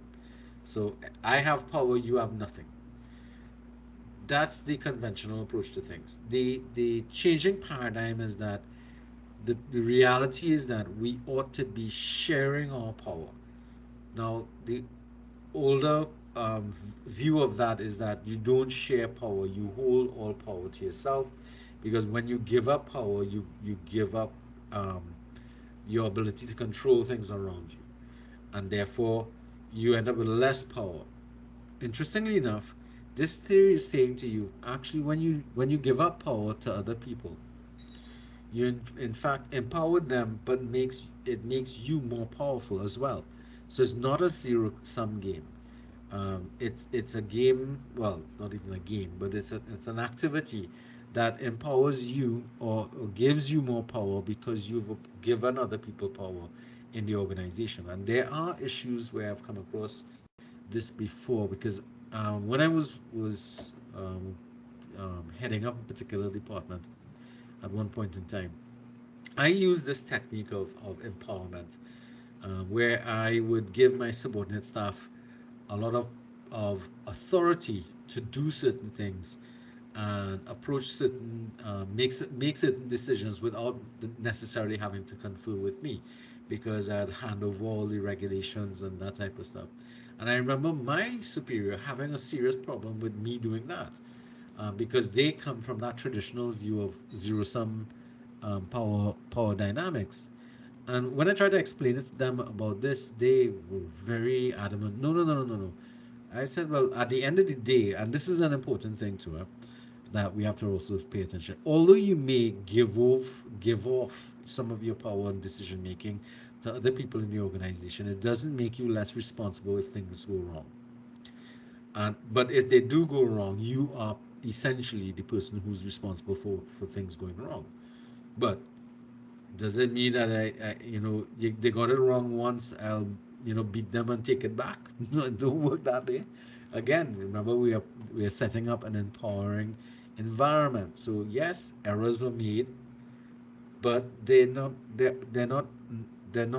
unrecoverable. Let's put it that way. All right, we learn from it and we move on. But of course, some people don't like that, so they kind of, because they're really into this more autocratic thing. So you either have power over people, um, that's the autocratic approach, power with people, which is collaborative approach, or power alongside. And what I was driving for was power with and power alongside. So regardless of the fact that in the structure of the organization, these people were supposedly below me in terms of the line of authority, I was really trying to get them more to be alongside, that we together are the department and we are responsible for getting these things done. Um, People would move into activities or jobs as needed. So there was nobody, this is mine and I only doing this and that kind of nonsense. We all have to work together as a team to get whatever activity required done or completed successfully. Had some really good success with that, except kind of had to be always watching out for what was happening from the top down, because they were really traditional in their thinking about that zero sum game, and they were not pleased when I'd be giving over that type of responsibility to other people, and they would say, okay, if something goes wrong, it's your fault. I said, yeah, fine, it's my fault, but this is my methodology. This is what I want to do. In my thinking, it was I need to empower people to the point that I become irrelevant in the job, so that if in my absence anybody from my team can take over the position. And of course, that scares people. It scares people because it's almost as if you're making yourself redundant by doing something like that. But at the end of the day, that's what good leadership is about. Good leadership makes sure that in their absence, which we all will at one point in time, leave whatever organizations we're in. We'll either leave willingly or we'll leave feet first. um, and the whole point about it is that in the absence of the leader, the show must continue. And you have to have the wherewithal to understand that in your absence, things have to continue going. So therefore, make sure people can do the job. Don't wait for after the fact, because you can't come back and fix it. Trust me. All right. So when we start to talk about power, really what we're talking about is our ability to influence other people to do things the way we'd like them to be done. Um, so where does that power come from? And that has to do with sources of power. And there is a group that, as said before, will be dealing with this um, in more detail, but I'll just give you a quick rundown of the thing. There are five primary sources of power that individuals can bring into their relationship. For anybody who's done organizational behavior, you would have dealt with this already. Those bases of social power are, well, they fall into two areas: personal power and social power, right? So, expert power, referent power, legitimate power, these are personal in nature, coercive and reward power. So, these are the bases of power. So expert power would be power you derive from having specific expertise and professional training. So, you might be highly, really good with internet and web administration and IT services. So that gives you a lot of expertise with that. That degree of expertise affords you some some power in the organization because everybody refers to you and they trust you. And hey, you have something wrong, check this person. They will help you and they will organize these things for you. That gives you a certain amount of power. Referent power is refers to the type of power that's assigned to somebody by other people who view you as being a source of strength, a source of wisdom that um, the organization can't do without, or that the organization will benefit from. So that's they hold that individual in reverence, basically.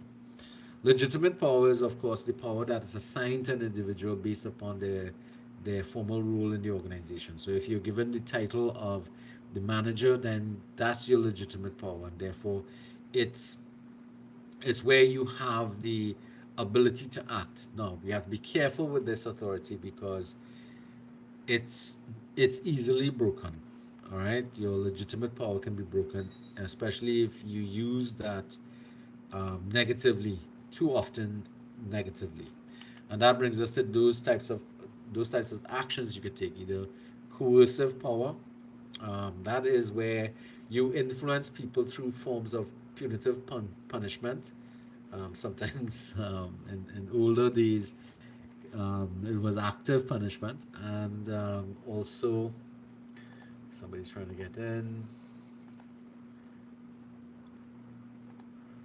All right, welcome back, Miss Davis.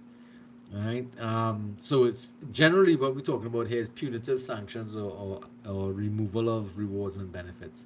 That's coercive. It means that you're punishing people if they do things you don't want them to do. All right. As opposed to that, you have reward power, which is the opposite. You try to encourage people to do the things you want them to do through giving out some form of rewards, and rewards could be either extrinsic or intrinsic. So extrinsic would be things like getting a raise, getting promotions, getting plaques and special privileges. Intrinsic would mean intangibles like praise and support, um, you know, a slap on the shoulder, good job, that kind of thing, recognition from the group, that type of stuff. Those are intrinsic in nature, and they tend to be motivational. So these are some of the sources of power, the five sources of power that exist.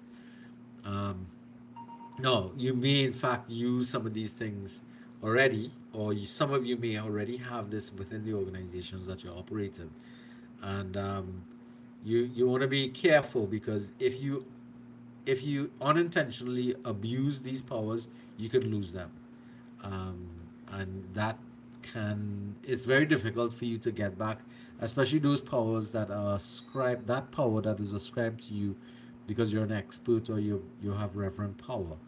Those can be removed by failing to act in the appropriate manner. All right, so something that we want to pay attention to in relation to how we use power.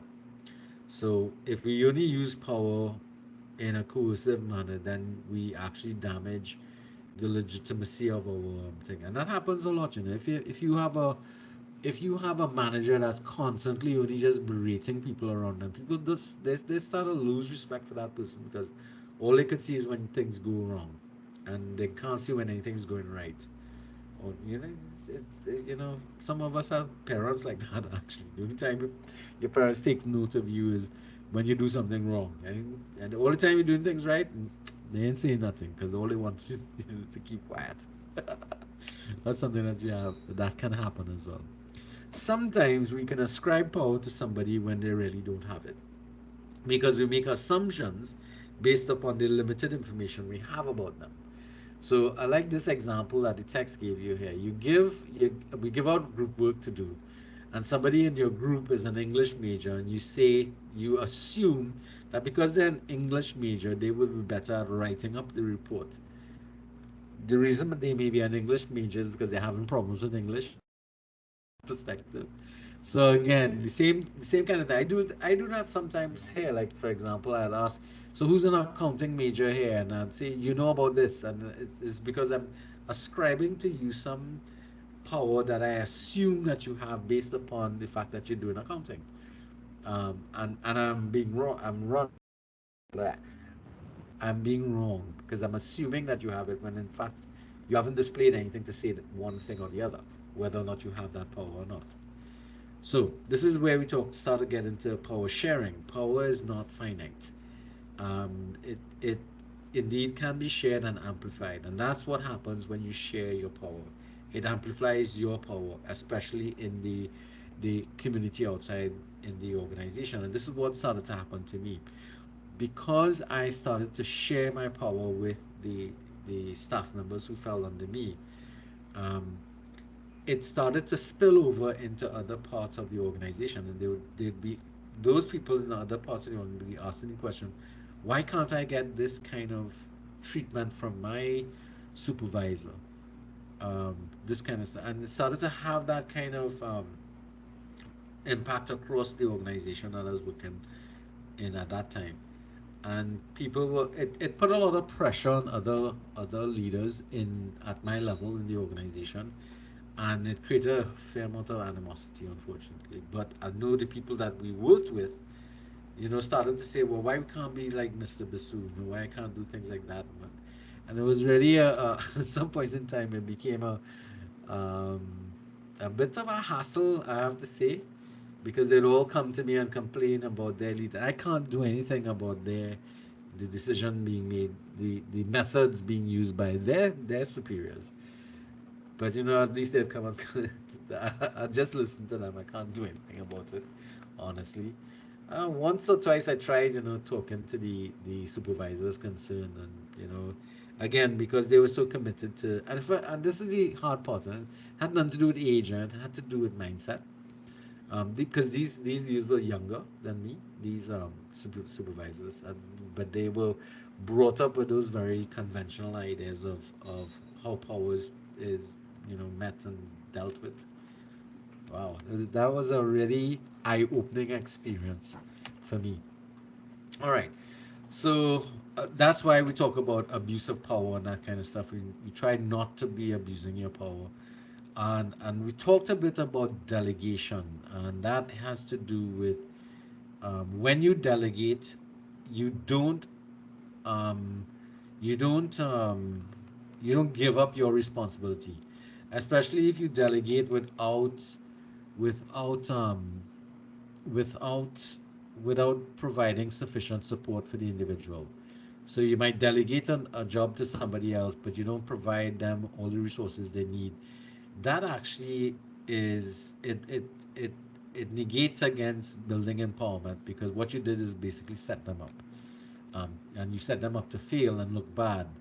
um, but if you understood properly that you as the leader are still responsible for what took place with your subordinate. If they failed, it means you failed.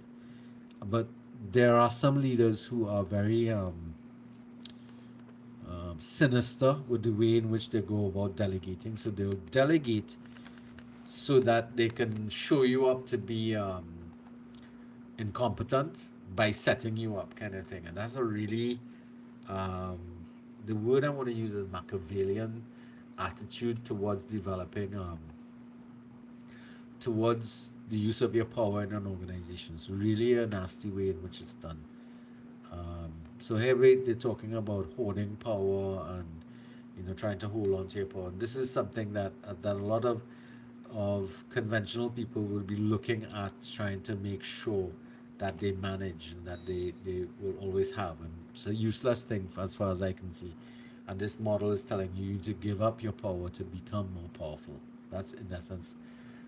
Phrase that comes to mind is something called stoop to lead. All right. Empowerment is claiming the power you should have for any position in the organization. Self empowerment then is the recognition that you have a legitimate right to be heard and the self confidence to be part of a solution or of the change process. So, self empowerment is something that you want to encourage as a leader in your organization. So again, remember we talked about the fact of the matter, at the end of the day, what you want to do is empower those people around you, not only in your absence, but in your presence, to defend you and to move and work with you easily to move the process forward, to move your change, to accomplish the goals that you're trying to get. That at the end of the day, that's exactly what empowering is all about. So, six methods for you to become self empowered: education, which is commonly a thing, taking the opportunity to take leading opportunities, which is, trying to inspire other people, taking responsibility for things, using your initiative to do certain things, structuring, creating the structures that will help you to become self-empowered, organizing your day, making sure that you have time to treat with people, that you're dealing with all these situations, simple things like that. um, Providing, making sure others have resources to get their job done, so you take on that role of um, becoming the provider of the requirements for other people to do their jobs. That that's where you're taking control of things, and okay, yeah, right, if I do this, this will help them. Mentoring, which is, offering your assistance and developing closer relationships with people in order to help them to arrive in a position of of power themselves as well, mentoring others. And actualization, which is actually doing it, taking it on and actually claiming it yourself. Those are the things that you can do to do self empowerment. All right. So we could leave empowerment. Right. So this is something we spoke about before: mattering and marginalities. Empowerment means that everybody is important, which is the focus of empowerment.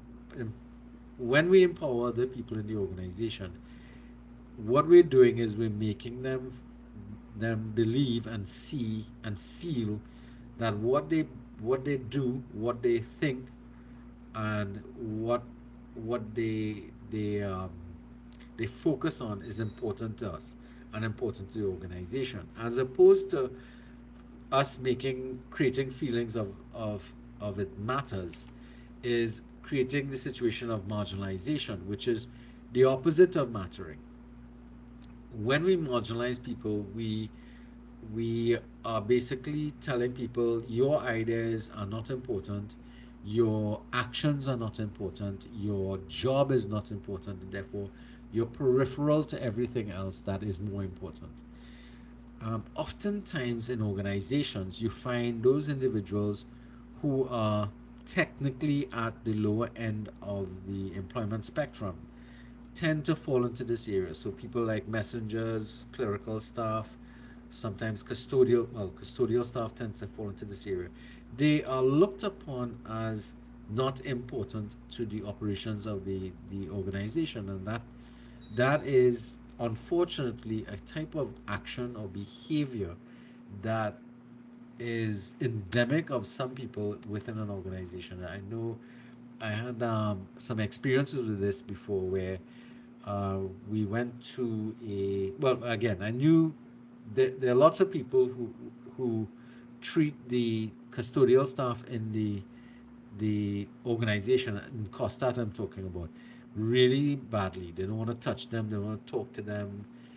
Um, and you have to think about the job they're doing. They're dealing with the dirtiest part of our condition or situation that we're feeling. And if they were to shut down doing what they were supposed to do, who's gonna do it? You're gonna go in there and clean the bathroom and make sure that there's toilet paper available for you to use and all that kind of stuff. You understand the critical nature, but because of what they do, a lot of people treat them as if they're untouchables kind of situation.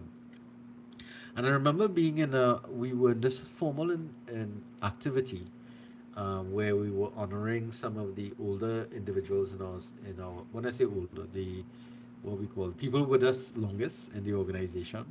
And I remember being assigned to a particular table, and I was sitting there chatting with people. And of course, it's a formal event, so everybody's kind of nice and dressed up. Half of the people that I can't recognize because of the way in which we were all dressed up.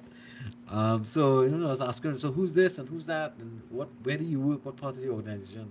And I found out that I was sitting in a table with a lot of, well, two or three. There were about 10 of us around this table, and about two or three of them were up to about three or four, yeah, were custodial people. And I remember there was a younger lady who was what was she? She was uh, at that time, I think she was a chair or something like that. and she felt very uncomfortable sitting with these people, and it showed very quickly when we started to realize who these people were. And she said, "Hey, my friends over there. I'm gonna check. I'll go online with them." And she went there for the rest of the night. Now, I remember the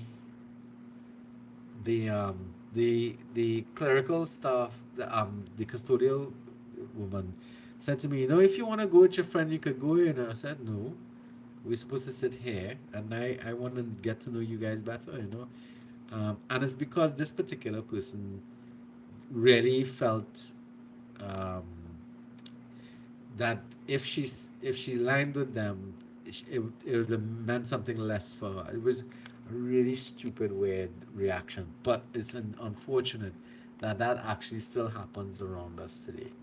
That people feel intimidated by who they are seen to be associated with at an event. Why? I don't know. I mean, unless there was some kind of gangsters or something like that, I really do think that that would be a case, and especially in an organization that hires and has so much different staff working on things. All right. Okay. So, anybody ever had experiences like that, or feel, have seen that type of thing taking place in their organization with other members of staff? I view them as being very immature in their outlook.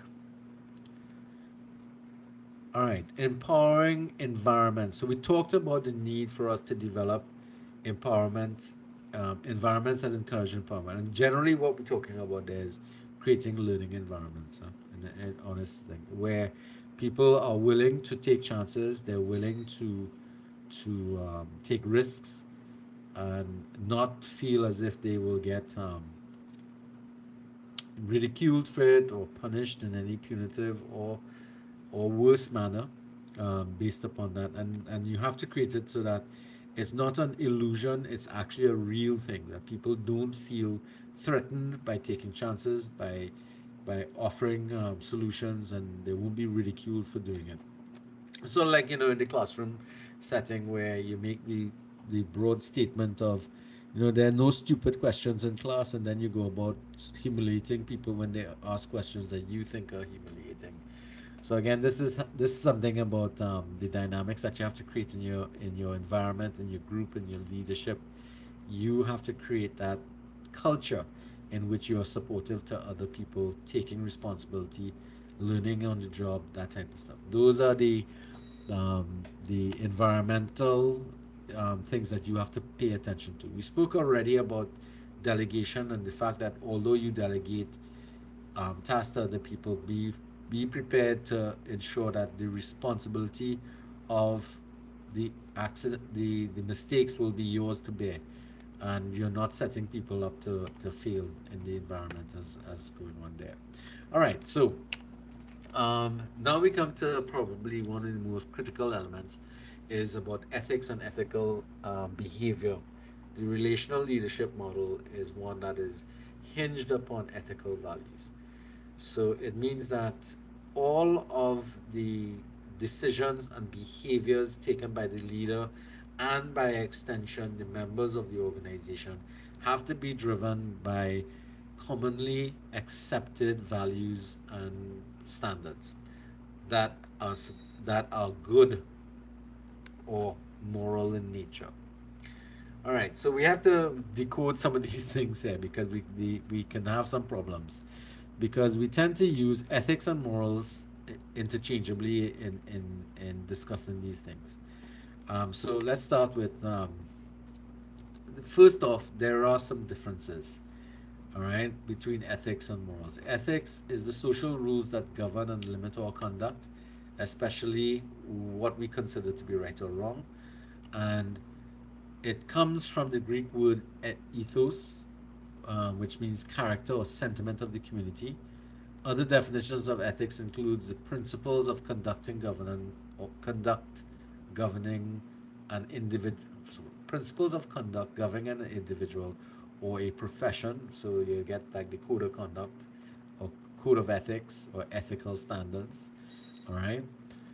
Being ethical means conforming to the standards of a given profession or group. So anybody here who might have taken any or are part of like the medical field, you'd have that. The generally most organizations, if you work somewhere, have code of conduct. You all, as students, you all actually have a document called the Students Code of Conduct. You all familiar with that? The Students Code of Conduct booklet? Huh, guess not. Something for you all to go and find. All right. Generally, those standards are created by the organization, and they help to guide how you behave, or what is considered as suitable behavior. Um, Ethics is defined as the rules or standards that govern behavior. So effectively, that's what we're looking at. Principles like values, ethics, standards, and morals providing true north directions. So the idea is that these values or ethics will point us as to what is correct. All right. Professions such as accounting, for example, establish these code of ethics to govern all activities in the operation of it across international boundaries. And that's a very interesting thing because a lot of the recent changes in ethics and the concerns in ethics actually comes out after the nonsense that took place in 2008 and 2010, where you had all these companies that were part and parcel of the financial crisis that hit the world, based upon their um, lack of ethical approaches to treating certain things in the field of accounting in particular, and business operations, because everything was so messed up with what took place there, the derivative markets and how they went about doing things. So you'd find that of late those areas have attracted a lot of attention. Coming out of the pandemic, you had the whole issue of ethical values coming up in the pharmaceutical industry, and the medical research facilities. Those areas of ethical values and conduct is going to be coming. They come up for criticism and, of course, a lot of attention that's taking place. Now, moral, on the other hand, relates to principles of right or wrong, or arising from one's conscience, or a sense of good and evil, pertaining to the discernment of good and evil, or is instructive of what is good or evil or bad. Morals are commonly thought to be influenced by religion or personal beliefs. Moral leaders is concerned with good leadership, that is, leadership with good means and good ends. Wow, so there's a small distinction here between morals and ethics. So we can see that there's a moral and ethical behavior can come from a similar point of view. So the philosophy of the ethical leader in terms of the relational leadership model is a leader that is values driven. So the leader is a relational and leadership is a relational and ethical process of people together utilizing accomplishing a goal, right? Using this philosophy, leaders and followers act out of a sense of shared values, the desire to cause real change and commitment to mutual purpose. Now, here we're talking about a group of people coming together who have shared or common values. Now, so what common values are we speaking about? We're speaking about common values that are telling us what is good behavior and what is bad behavior, what is right, what is wrong. And we want those to be consistent throughout the actions of both leaders and followers, both within the organization and outside of the organization, which means all walks of life. That's what we're talking about. That's what the action or the thinking is. And this is where things become problematic, because when we start to talk about um, these these values, these moral principles, we start with the issue of it being, well, are these values applicable in the world of work, or are they only applicable in the world of my home, my private life? And is there a fallout between the two? And that's where the moral issues or the ethical issues become a bit more questionable, because a lot of times what we find happening is that a lot of leaders present themselves in the environment as being fair and honest and so on, but they exhibit in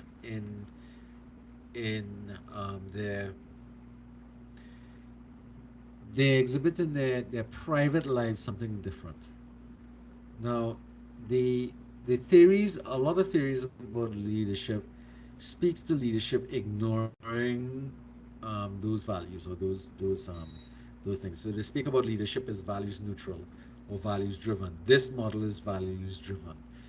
The, the there's a serious focus of us ensuring that we uphold very high values as a leader, and we are consistently using that set of values both in the business or in the organization as well as in the rest of your life. So it's not a matter of, you know only when I'm at work I behave in this manner, or when I'm home I could do something else. That it don't work so.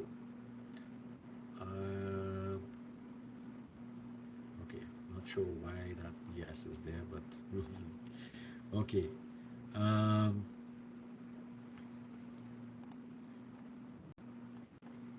all right. Now, the general held belief there when we're looking at political leaders is that we don't see them as being upright, honest, and ethical at all. Most times we make the assumption that, and the hard part about it is that too often what we suspect is what we actually see happening, because eventually something comes out and it shows these people in a particular light where their ethical values are highly questionable. And this is why this model is so important. It's trying to say to us, we can't become one of these types of individuals if we choose to be leaders. We need to be, exhibiting really good high ethical conduct, because it's easy. You could start off with people thinking that you're not an ethical person, but all you need to do is make one mistake and that's the end of it. It takes a long time to recover from any sort of ethical dilemma that you're going to face. And we're going to talk about that. In fact, there are two chapters that treat with ethics and ethical dilemmas and so on. All right. I mean, we like to refer to it as bacchanal, but honestly, there are so many issues that we see around us from different leaders, um, in different environments that speak to a lot of ethical issues seen from at a national level, at even within our own small community environments. We have a tendency to look for the worst in people and find it, unfortunately.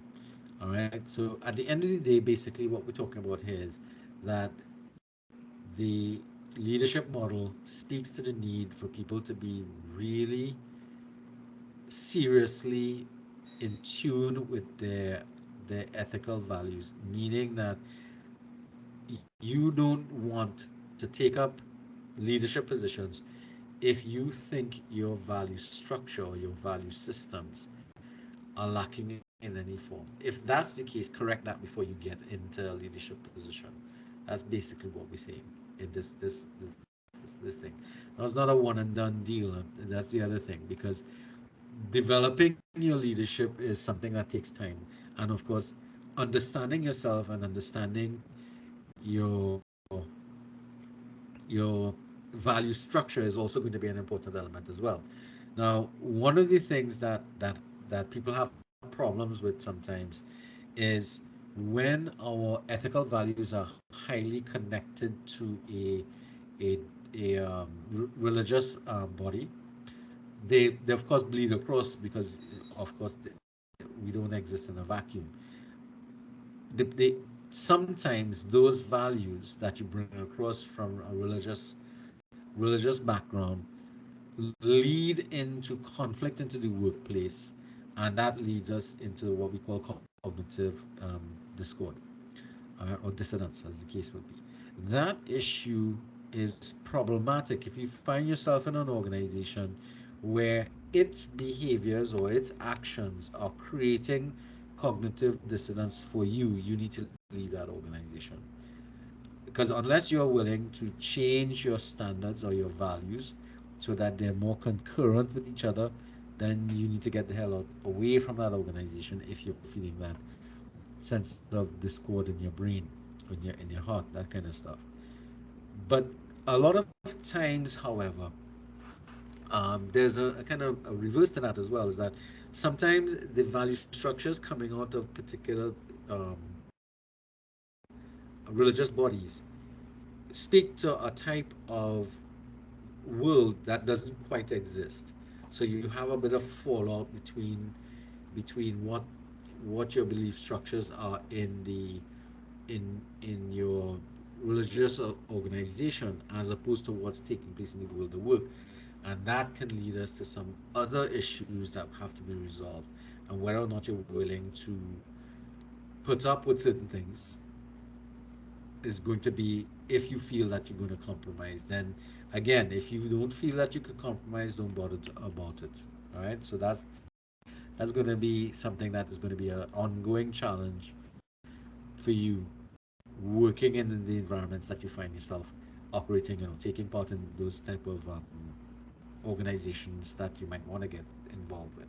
Taking up any form of leadership exercises is going to create those kind of challenges where your ethical behavior will be challenged. Either that it's not appropriate for the environment, or you have a problem with what the organization is asking you to do. Once you can't resolve that, I would advise somebody who's having that sort of moral and ethical dilemmas on a regular basis, step away from that organization or get some clarity before you continue. Because you don't want to be accepting something that you generally wouldn't. Okay, that's something that you want to be, what you be doing. All right. The ultimate test of moral leadership is its capacity to transcend the claims of multiplicity of everyday wants and needs and expectations, to respond to the higher levels of moral development, and to relate leadership behavior, its role, choices, styles, and commitment to a set of reasoned, relatively explicit conscious values. And that's the objective. All right, that's what the model is trying to say that we need to achieve or try to aspire towards. Again, the model is one that is aspirational in nature, so these are idealistic ideas. Whether or not they can, in fact, be achieved in the real world is going to be based upon how much we're willing to, vary things, treat with things, adjust what we think are moral, because again, things that are moral or ethical in one time frame is not necessarily going to be moral and ethical in a different time frame. So that's something that also has to bear value or bear consideration when we're dealing with this stuff. One of the ways in which we can exhibit, or one of the ways we exhibit our value structure, is going to be by looking at the example of what type of leadership we're doing, which is um, what do I as a leader stand for, and how far am I willing to go to advance the common good or to do the right thing. So the idea would be, this is some interesting questions for you to ask yourself. What do you stand for, and how far are you willing to go to get something done? And that is something good done. What are you willing to do? So I saw recently, you're familiar with this girl Greta Thunberg, or Thunberg? Anybody's familiar with her? She's a um, she's a climate activist. You're familiar with her, by the way? Yes, sir. I know the name. Right. So she was in court the other day. Are you aware of that one? The court court the other day? No. Right. So she was charged with some activities that were viewed as being um, well, illegal, but she was doing it because she believed that she needed to advance her and so she was willing to face the sentences that she was the charges, I should say, for the actions that she took in order to do the right thing. So that's the question you have to ask. If you believe in something, what are you willing to do to get there, to get to get that thing accomplished? Follow up on that because it was a recent thing. She and a group of her friends engaged in some activity. They were arrested, and they were charged with on. You check it out and see what's going on. So of course, what we're talking is if you are that type of leader, then you want to make sure that what you do is endemic of what you are as a leader. So you're basically modeling the way um, that you're being ethical, that you are really exhibiting all the things necessary for you to be said to be a person who is doing what they say they do, because this thing here, what you do speaks so loudly that I cannot hear what you say. So what you say and what you do have to be congruent with each other. You can't say one thing and do something else, and we far too often we find leadership falling into this category. They say one thing and do something else, and that's where the big letdown is. You want by your own example to say what you want and do what you say. So was it? Did I say that right? Um, do what you say, basically. Yeah, at the end of the day. So here's where you have to be true to yourself in order to be ethical, and be authentic with if these are your values, then they're your values all the way through. They're not just convenient values that you exhibit, because if we manage to look at you all the way through, eventually the truth will come out.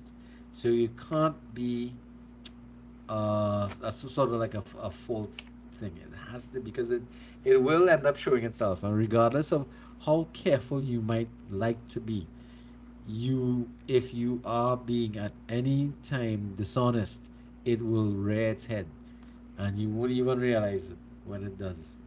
All right, but it comes up. So they always talk about honesty being best policy. Yeah, it's quite true, because especially when it comes to ethical values and stuff like that.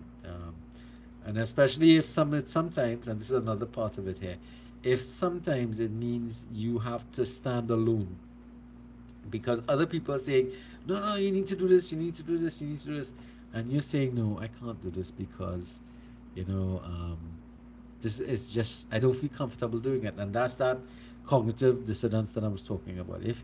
If an organization is saying to you, you need to do X, Y, Z, and you have a feeling that this is something that will bring your ethical and moral values into question, stop and think, because that's going to be an important decision making point in your career as a leader. All right, if you're having discord with what you've been asked to do, if there's some sort of disconnect between what an organization is asking you to do and what you are willing to do, then there's a disconnect. All right. Good organizations don't ask people to um, sacrifice their values, but there's been a lot of that happening around us. So it's something that you want to pay attention to moving forward. Okay. So it's not an easy process. It may start off nice and easy, but it gets really nasty and messy along the way. All right, so process orientation. As with anything, process is going to be critical. If we are going to be able to repeat this activity from time and time again, we want to set it up in a way in which is going to be process oriented, so that we can repeat the process over and over again and continue to get similar results. And if we continue doing that, then we're likely to, you know, get better at it if it's process oriented. Now, it doesn't mean that every time we go through the process, we will get better. Sometimes we kind of a little retrograde, but it means that as long as we continue the process, we are likely to make improvements. All right. It refers to the everybody getting to to the point where we keep on going through this process and we keep on getting better and better at it. All right. Um, so the process means that we are working on how we relate with other people, what we do, how we think about things, how we create that connectivity between each other, and how we kind of get things done across the board. For those of you who understand process orientation, which should be everybody, um, we are trying to make sure that everything follows the other guidelines that we spoke about before. That we are being ethical, we're being inclusive, we're being empowering. We have a shared purpose. We've created that vision and that type of stuff. We are aware of who we are. We have that knowing, being, doing aspect down, and we are building this process to create continuity along the way and to be improving constantly throughout the thing. Now, there are a couple of issues in the process orientation that we have to pay attention to. One, we have to be aware of the fact that sometimes if we are involved in a process, we could kind of shut it off. So we basically we just kind of go through the motion. You don't want that to be part of what this process becomes. It can't be just going through the motions. It means that you pay attention to each stage of the process to get the most meaning out of it, to make sure you get the most benefit out of it. And you're not just automatically going from one thing. Now, that's something that had affected a lot of us teachers in particular when we transitioned into the semester based teaching methodology, that the semesters were transitioning so quickly with such a short space between the end of a semester and the start of the next semester that we kind of got stuck in like an automatic process. So we know, okay, as soon as classes end, we start marking, we have exams, we mark papers, we load grades, and in the meantime we're advising all the students, and then while we're advising students, the new schedule comes up and we have to start preparing the next set of classes. So we got stuck in that kind of cycle, and it means that you could in fact be just kind of be going through the motions. We want a process in relational leadership to be a more meaningful, thoughtful process, so that every time you start to engage in a different part of the activity, you're paying attention to what you're doing, you're making decisions that will impact positively on what's going on, and we don't run the risk of making mistakes and errors along the way. That's something that we have to watch when you start to make something systematic. That's one of the things that happens. You ever try to make get 7 people in your house and you're making what do you call it, boy? Pastels? And have you all ever used that construction line, that assembly line approach to making pastels? Anybody? The Christmas just went by. So Crystal, did you use a assembly line approach when you get your family together to make pastels? Well, yes, we have to get it running. Right. You know what you run the risk of is a lot of people in the process. As you pass one from one stage to the next, somebody makes a miss altogether. That happens if you're not paying attention. And that's what we're talking about. When you do a process orientation, you actually kind of run the risk of not paying attention to what you're doing and make mistakes along the way. And this is why you need to be paying attention to the process so that you don't make it. All right. And organizations and leaders need to ensure that the process is one that is manageable as well, so that people don't just get into a rut and they're just tuning things out over and over again, it's going to be important for you to create the system in which the process that you go through is one that, yes, you can do it over and over again. Yes, it's easy to engage with, but it allows for enough forethought and reflection that it allows you to take note of what's happening and of the changes that are taking place across the board. All right, so several things in terms of the relational leadership, meaning making. So we spoke about this. We want the process to be meaningful to people so that the process involves collaboration, reflection, feedback, civil confrontation, which means when there are issues, we have to confront them. We can't avoid the issues. Community building, which means we are trying to engage with other people around us and build a community out of it. And a level of profound understanding called meaning making, which means that we understand the process to the point that it means something to us to engage in the process, to engage in the activities, and to engage in all of the other aspects of what's going on. The community building, the collaboration, all of this has to mean something. You have to have basically an emotional investment in the process, or else it's not going to be, it's going to become that rote type activity. All right. One of the key elements about this is reflection, um, and caring about the process. So being process oriented means that participants and groups as a whole are conscious of their process. They are reflective, challenging, collaborative, and caring. Being process oriented means being aware of the dynamics among people in groups, because of course you're going to be operating in a group activity, you're going to be operating as a leader among other people, so you have to be aware of what's happening with the people, the dynamics of groups. There is a group that we have already assigned this topic to in terms of groups and teams and group dynamics. They will be treating with that later on. All right. So many groups try to just jump in straight to the task and rule, and they lose focus. So again, when you avoid steps in the process, this is the kind of things that happen. Um, you just want to get into the action and forget about the process. You might actually find that you've missed why we're doing what we're doing again, that kind of stuff. So these are some of the reasons why we hold to a process and we don't just go jumping around arbitrarily in a process, which is something that some of us do. Huh? We get into a process and we get so comfortable with it, we just skip a point here and there, and that leads to trouble later on. All right, so it's something that we want to do.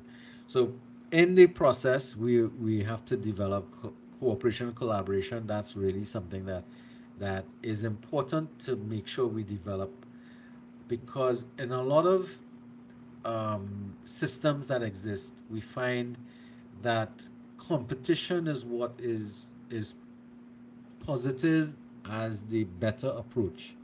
So competition in structures supposedly leads to the best thing emerging. So it's like the cream rises to the top and that kind of nonsense. Um, so that's why a lot of people use competition. But the problem with competition is that there is one person who wins and some people who lose. And that's not what we're looking for in a leadership in this particular program, in this model. We're looking for people to work together and collectively all find positive reactions coming out of it. Now, research, however, is showing us that cooperation is superior to competition in promoting achievement and productivity. It means that we are all working together and we are not, trying to, you know, hurt other people while trying to get the best. And we're not cheating our way to a position or that type of stuff. But the idea would be that we're moving together as a group, so it is going to be better for us to move together, not in this highly competitive environment. And it means that we are going to be inherently supportive of each other, as opposed to being adversarial in nature, and we might actually end up harming each other. All right, that is a dangerous thing that happens with organizations. So in the process, we want to incorporate cooperation and collaboration as a key part of what we're going to be doing. Oops, wrong one. All right. So that's something that we want to be paying attention to in a lot of instances. Cooperation and collaboration is really critical. We want to be able to do this and not try to outdo each other, because that's something that happens in organizations. People try to outdo each other in terms of what's going on. All right. All right. So there's a lot of stuff here about cooperation. I think y'all could go through all of this stuff on your own. Let me get to the next major point here, meaning making. We spoke about this before. Again, we want the process to be meaningful to us. And meaning has both a cognitive, it's meaningful in terms of its value, in terms of the ideas and thoughts, but it's also meaningful in terms of our emotional content. Meaning that it, it, I have some emotional commitment to this, that I feel satisfied when it works. I'm disappointed when it doesn't work. I have an emotional commitment to it. That's the two parts of it. It's a cognitive element, meaning that the ideas and thoughts are important and they're significant, but there's also an emotional component, which means it's also important. I feel for it. I have a vested interest in making sure that this works and that we move forward with it. Meaning making is a process that really is part of loving what you do, investing investing your time, energy, and your emotion into something. That we always talk about blood, sweat, and tears kind of thing when it comes to meaning making. All right. So this is the process that they're referring to. The data that's there created into information, processed into information becomes knowledge. That knowledge leads to our understanding. That understanding over time leads to wisdom. That wisdom leads to thought and action. It doesn't really tackle the emotional part of it, but along the way we become committed to the wisdom that we've acquired, and the thoughts and action are judged from or seen through the lens of this is important to me, this is important to us, that type of stuff that's going on. All right. All right, so meaning making, so a lot of information about that. Again, you all can go into this in a little more detail by going through the thing here. This is the probably last area here, which is the process requires us to engage in reflection and contemplation. Now, this is something that is oftentimes ignored, and sometimes is ignored simply because of how fast we need to be prepared for the next rotation of things that's coming. So, um, Vail proposes that the rapid pace of change and the need to make meaning from ambiguous material requires individuals or groups to practice reflection. Reflection is a process of pausing, stepping back from the action, and asking what is happening and why is it happening? What does it mean, and what does this mean for me, and what can I learn from this? Now, this is really important because reflection and contemplation are two different things. One is just looking back. Contemplation is about taking what you see happen in the reflection process and trying to get some meaning out of it, and trying to let that what you've reflected upon influence your next set of behaviors, your next set of processes, the way in which things go on future wise. The problem with this is that too often we don't ever engage in this. When you get caught back up into the school activities, how often do you look back at the last semester's work and evaluate, reflect, and contemplate on what took place in the last semester to what's going on now? If you look at your job environment, when you finish, some major activity, do you spend time reflecting and contemplating on what's taking place? Most businesses generally should be reflecting based on an annual basis or semi-annual basis based upon what's happening in their organization and where are they achieving the goals and objectives that they're meant to be achieving. So this reflection process is a powerful part of the process. It's where we can make the changes and adjustments to any part of the process that we see not working. This is also the part where we can adjust our value structures if we need to adjust them. If we want to adjust any aspect of the process, even the vision, the mission, the empowerment techniques we're using, the inclusiveness issues that we may be facing, all of these things have to be tackled through this process. But far too often, organizations simply skip this. And as a leader, I would encourage you to practice your own personal reflection and contemplation so that you can bring it to practice in other activities beyond your own personal activities. So, again, it's a matter of process. This has to become part of the process of your leadership activities, and encourage everybody to get into this. In your organization. Encourage everybody. Encourage your children to do it. Encourage your spouse, whatever, anybody and everybody who's involved and in and around you. Try and get them to do it because it's not an easy thing. If you're unaccustomed to doing reflection in a deep, meaningful way, it's going to be a hard thing to get started. Which is probably one of the reasons why some of you may be having problems with the self assessment that I've asked you to do and the leadership and action and reflection plan that's coming up at the end, the last two assignments that you have. They will create some challenges because you're simply out of practice or you may never have engaged in reflection and contemplation. And that's what those two assignments are actually going to ask you to be doing. So far, so good. Everybody's understanding this? All right. Metacognitive, thinking about one's thinking now. That's a really important thing. Reflection ought to be metacognitive, which is thinking about how you're thinking. Sounds kind of weird, but it's thinking about your methods of thinking, and that's an important element of trying to reflect on. Am I thinking about this the right way? Am I approaching this the right way? Am I think? It's a kind of circular type of thinking or expression, but it's part of the process of being reflective in nature. All right.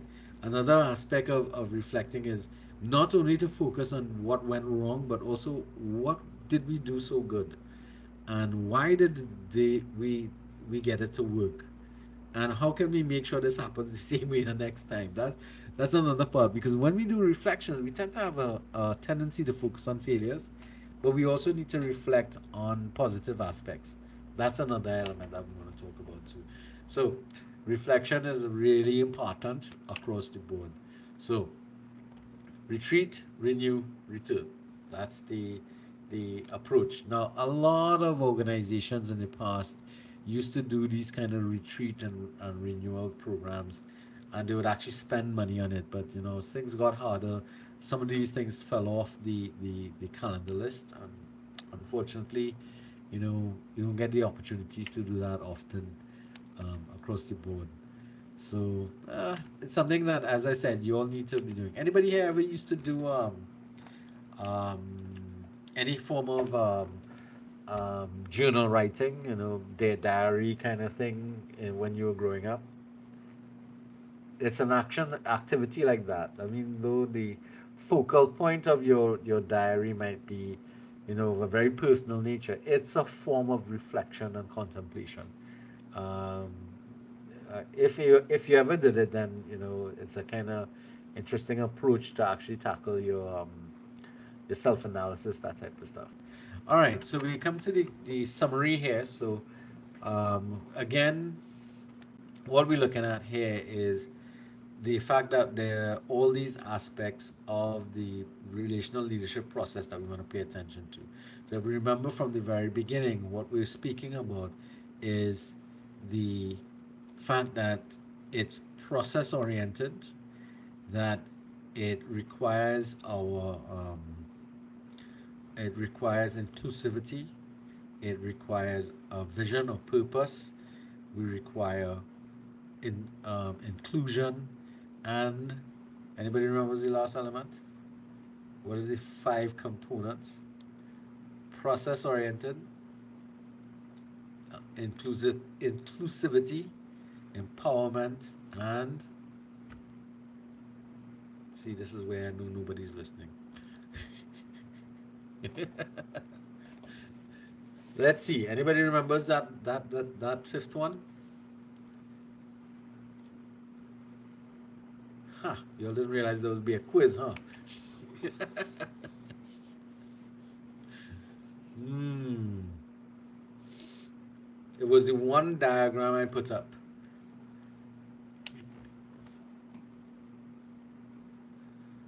Wow. The right. So I would advise when other people are doing their their um, their things, their presentations, ask some questions at the end. Ethics. We spent so long on ethics, and you all remember that was ethical. So the process orientation, inclusive, purpose, empowerment, and ethical. Holy Moses. All right, so I think we were on 21, nope, 22, somewhere down there. All right, so what, again, this is a massive piece of theory. Yeah? So it's not something that I expect you to be, you know, just like understanding overnight. It's going to take some time. But interestingly enough, every one of the other chapters that have to be presented next actually starts to help us with the development of that. So chapters 4 and 5 deals with that understanding self, so that knowing, being, um, knowing, doing, being, doing element is still from this area here. Um, the ethical thing is going to come out from this chapter here as well as this chapter here. Then we spoke about the necessary activities of working in teams and groups across the board. That's collaboration and cooperation. That activity comes up there. We talked about being in communities. That is going to be where we are being leadership in communities as opposed to leadership in complex organizations. There's two different activities or two different types of things. So all these chapters kind of support what we've been talking about before, about purpose, vision, and strategic direction. That's the DAF. That's presentation 8. We spoke about the importance of power and empowerment. That comes up with presentation 9.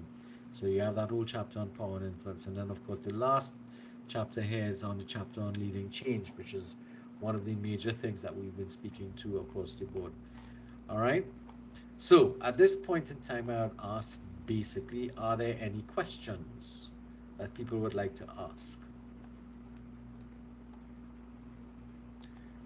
We're just after 8:30, so we're doing good with time. Any questions, guys? Anybody? Somebody had asked a question in the comments. Let me see if I'll bring it back up here and see. Where was it? Or do we have to have our cameras on during your presentations? Maybe Paige Jennings had asked that question, and the answer to that is no. I don't know what your situations and circumstances are, so we don't necessarily need to stress you out already more than you would be in the nature of trying to deal with your presentation itself, and also having to worry about whether or not your environment looks good. That's a different issue altogether. All right. If there are no questions, I will stop the recording for now.